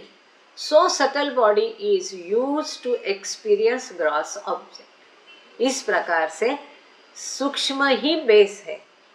सूक्ष्म शरीर स्थूल शरीर का माध्यम करके उपयोग करता है साधारण मनुष्य की जागृत अवस्था में। और साधारण मनुष्य की स्वप्न, दूसरा मुद्दा, अब यहाँ राइट साइड में देखिए, दूसरा मुद्दा सामान्य मनुष्य के ही देखेंगे पहले। साधारण मनुष्य की स्वप्न अवस्था में सूक्ष्म शरीर किस प्रकार कार्य करता है। सूक्ष्म शरीर स्वप्न अवस्था में सूक्ष्म इंद्रियों का उपयोग करके सूक्ष्म जगत को अनुभव करता है। सूक्ष्म इंद्रियों का उपयोग उसके मन के द्वारा किया जाता है। क्यों? क्योंकि यहाँ स्थूल शरीर अलग रखा जाता है। ये जैसे कि बाबा का शब्द है, gross body is set aside and forgotten. स्वप्न में स्थूल शरीर अलग रखा जाता है, उसको भुलाया जाता है। और स्वप्न अवस्था में साधारण मनुष्य अपने स्थूल शरीर का उपयोग करता नहीं है, उसको भुला देता है, does not use gross body. सूक्ष्म शरीर द्वारा सूक्ष्म का जगत का अनुभव लेता है। यही अनुभव साधक या योगी लोग अपनी जागृत अवस्था में लेते हैं।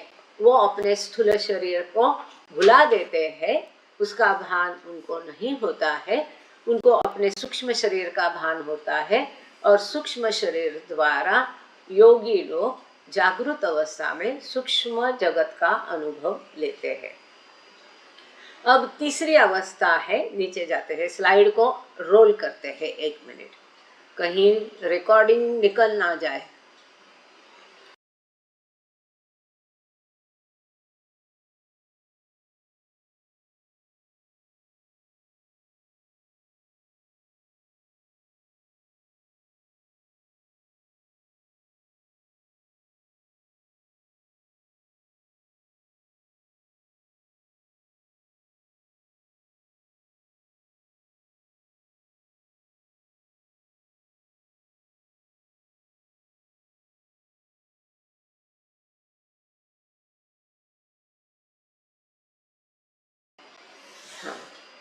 तो वही सूक्ष्म शरीर का उपयोग सामान्य मनुष्य गाढ़ निद्रावस्था में करता है? नहीं। गाढ़ निद्रावस्था में सामान्य मनुष्य ना ही स्थूल इंद्रियों का, ना ही स्थूल शरीर का, ना ही सूक्ष्म इंद्रियों का, ना ही सूक्ष्म शरीर का, किसी भी इंद्रियों का, किसी भी शरीर का कोई उपयोग गहरी निद्रावस्था में सामान्य मनुष्य करता नहीं है। इसलिए वो गहरी निद्रावस्था में साधारण मनुष्य किसी भी जगत का अनुभव नहीं करता है, ना ही स्थूल जगत का, ना ही सूक्ष्म जगत का। यहाँ पर वो असली मैं का भी अनुभव नहीं करता है, क्योंकि वो अचेतन होता है, कॉन्शियस नहीं होता है। इसलिए वो असली मैं का भी अनुभव नहीं करता है। तो इसलिए ये स्थिति करीब करीब परात्पर परब्रह्म या बियॉन्ड गॉड स्टेट जैसी अवस्था है। एक्चुअली हम लोग आधा घंटा पहले रुकते हैं, 15 मिनट पहले रुकते हैं कि कुछ सवाल जवाब है तो उसके लिए। तो अब आगे बढ़ने के पहले, हालांकि बहुत इंटरेस्टिंग है, महत्वपूर्ण सुंदर टॉपिक है, ब्यूटीफुल और इम्पोर्टेंट आगे है, लेकिन आज हम पढ़े भी कम, कोई बात नहीं है।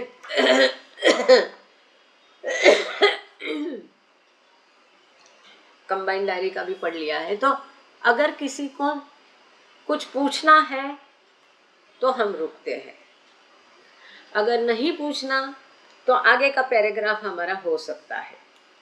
और अगर कोई चर्चा करना चाहता है या कोई संक्षेप में बता दे कि आज हमने क्या क्या देखा, बहुत सिंपल है।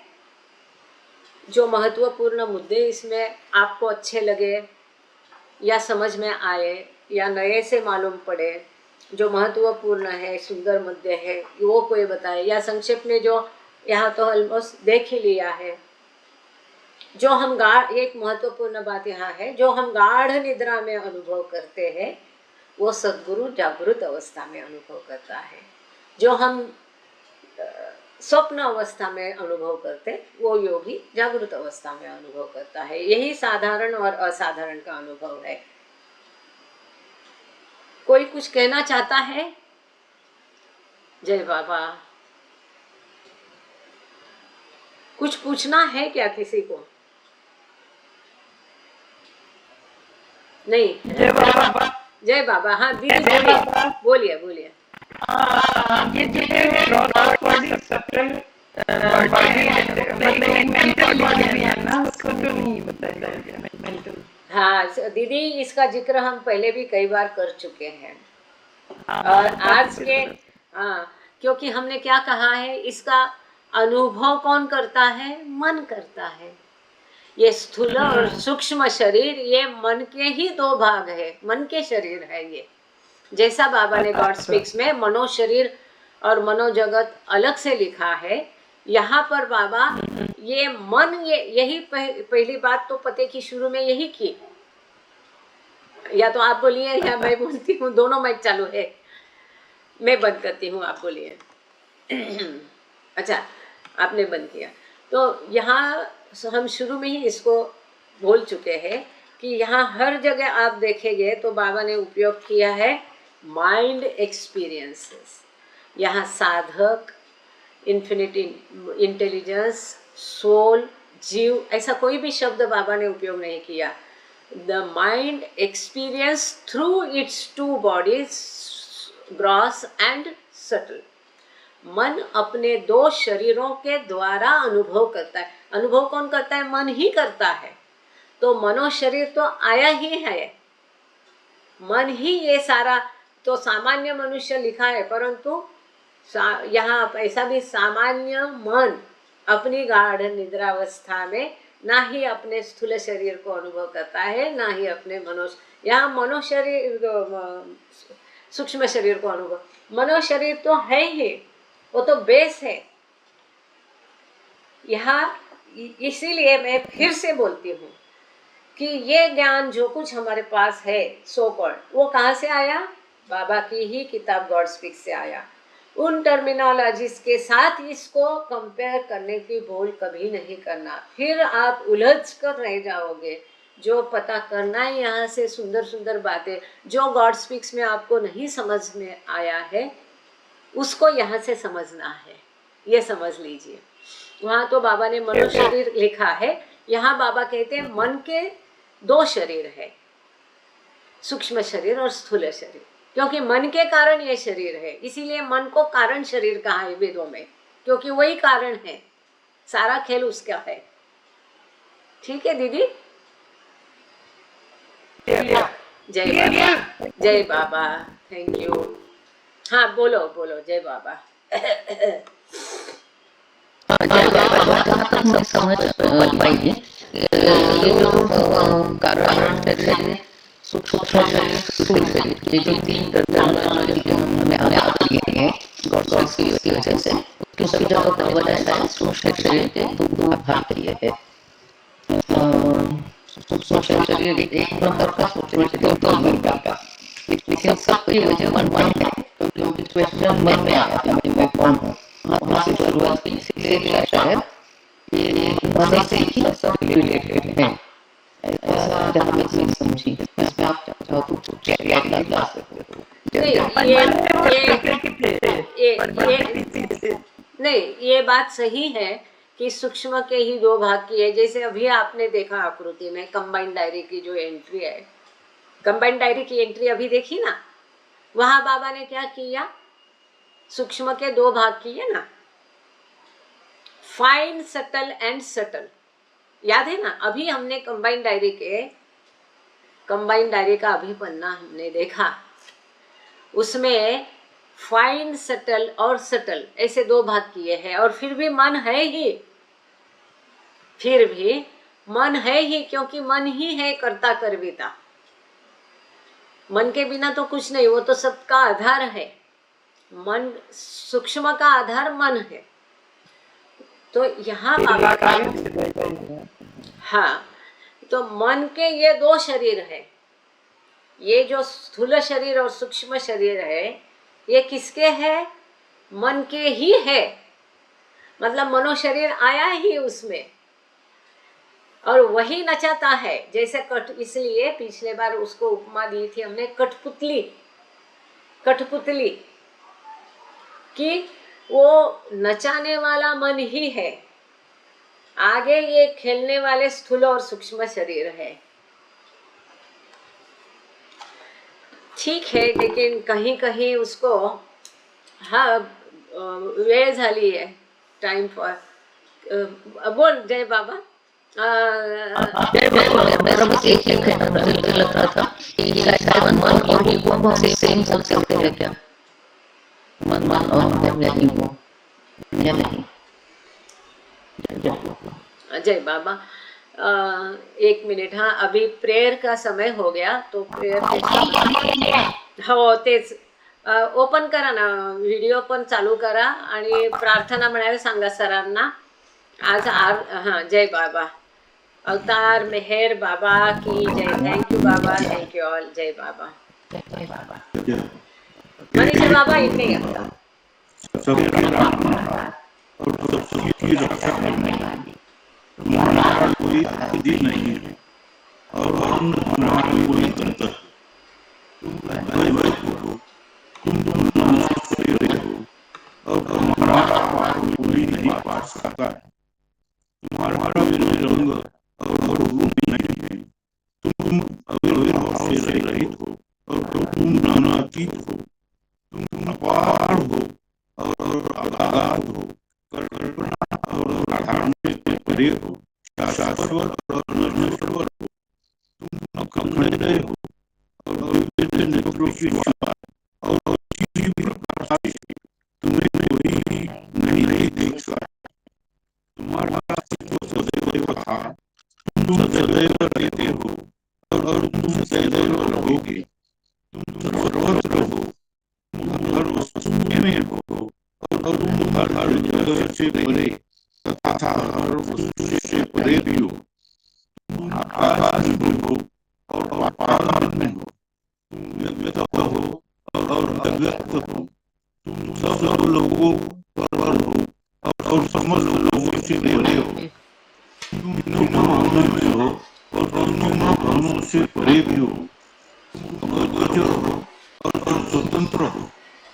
सृष्टि के रचने वाले हो, स्वामियों के स्वामी हो, समस्त मनो और देवों के ज्ञाता हो।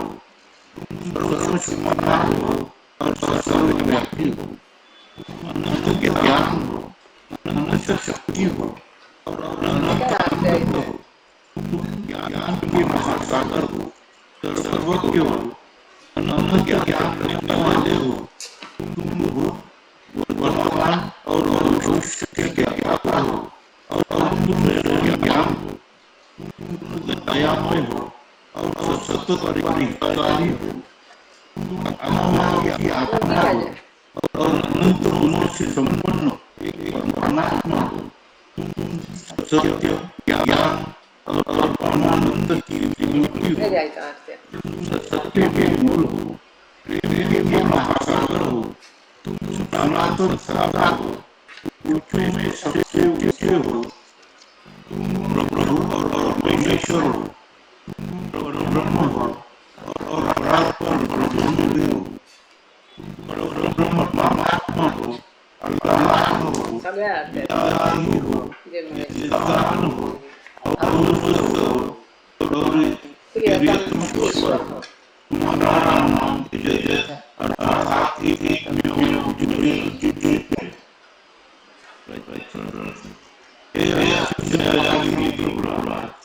हम अपने सब पापों के लिए पश्चाताप करते हैं।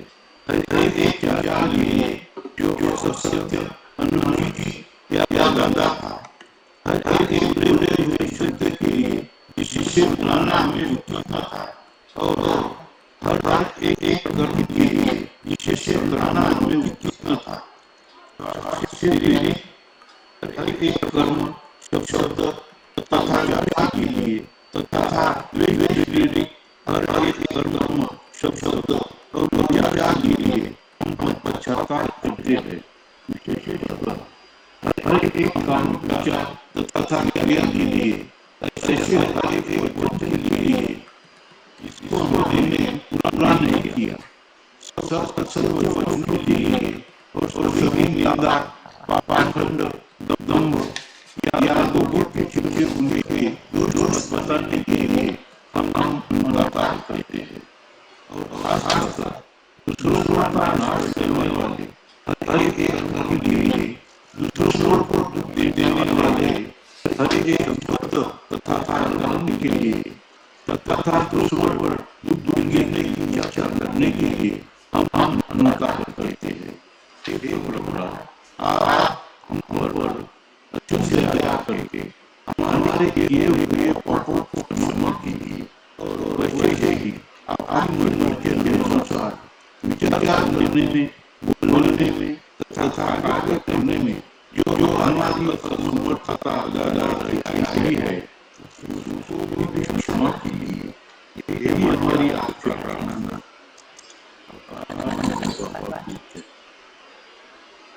परमात्मा हमारी सहायता कर कि हम फिर से अधिक और अधिक और फिर भी उससे भी अधिक प्रेम करें, जब तक कि हम तुझमें मिलकर एक हो जाने के पात्र बन जाए।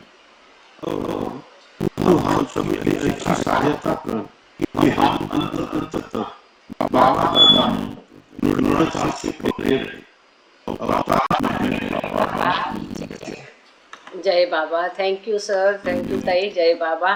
एक आरती आता पालवे बोलतील, उसके बाद में वंदना ताई तैयार रहना, उसके बाद में कठाळे काका तैयार रहना. जय बाबा. बोल. अरे अब आप माइक बंद रख सकते हैं अभी अपना.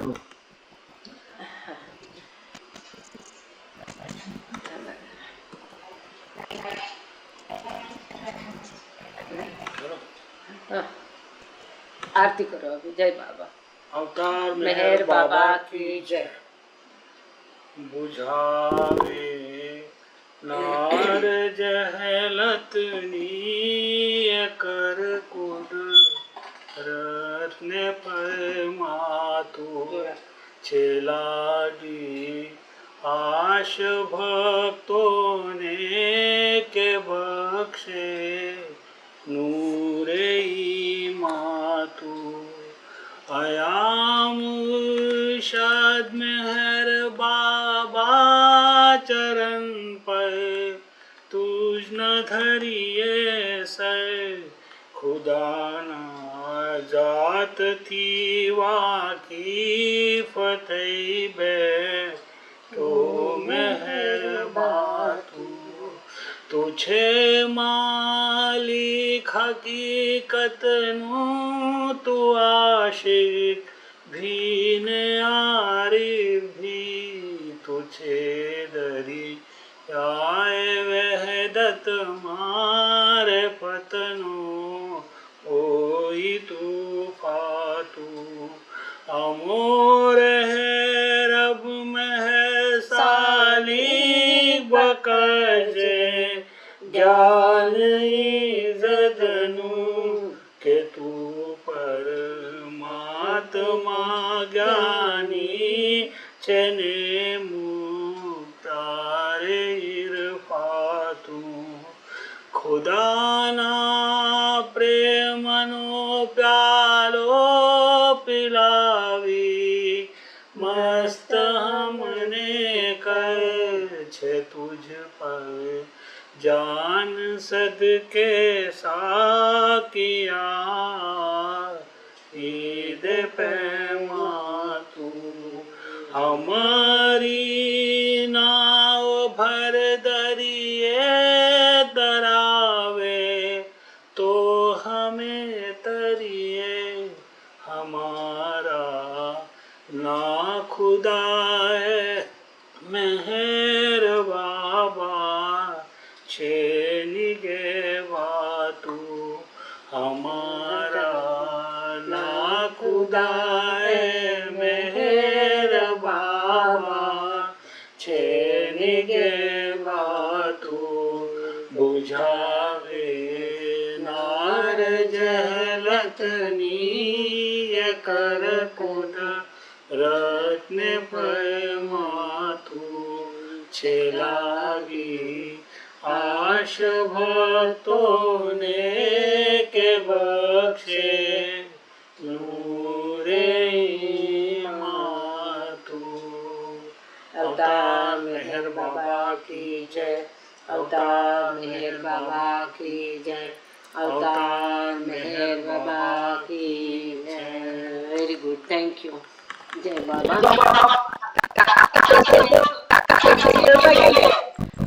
बरं ठीक आहे। मेहर प्रसाद आधी हँड रेज का नाही केला रे? लोकांच्या आरतीसाठी सगळ्यांना बोलवल्यावर तू बरं आरती होऊ दे, मग प्रश्न टाक। तुझा चार्टमध्ये प्रश्न लिहून ठेव तोपर्यंत। देखो मैं आज फिर से रिपीट करती हूँ, जिसको भी सवाल है तो आप लोग 6:30 से ही हैंड रेज करके रखना, तो हम सवाल जवाब के लिए तभी टाइम दे देंगे। जैसे कि हमने रिपीटेडली तभी भी पूछा कि किसी को सवाल है क्या, खाली ऐसा हैंड रेज करेंगे तो भी मैं रुक जाऊंगी। अभी आरती के लिए लोगों को अनाउंस करने के बाद आप लिखोगे, तो अभी आरती के पश्चात ले लेंगे मेहर प्रसाद अपना। तब तक सवाल चार्ट में डाल के रखिए। वंदना ताई आरती करेंगे, फिर कठारे काकू आरती करेंगे। जय बाबा।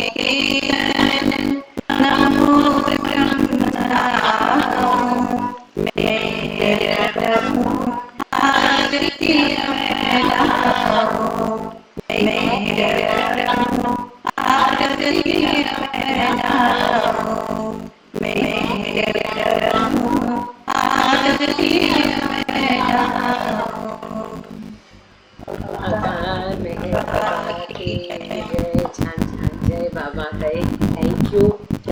हाँ, कठाळे काकू, जय बाबा, जय।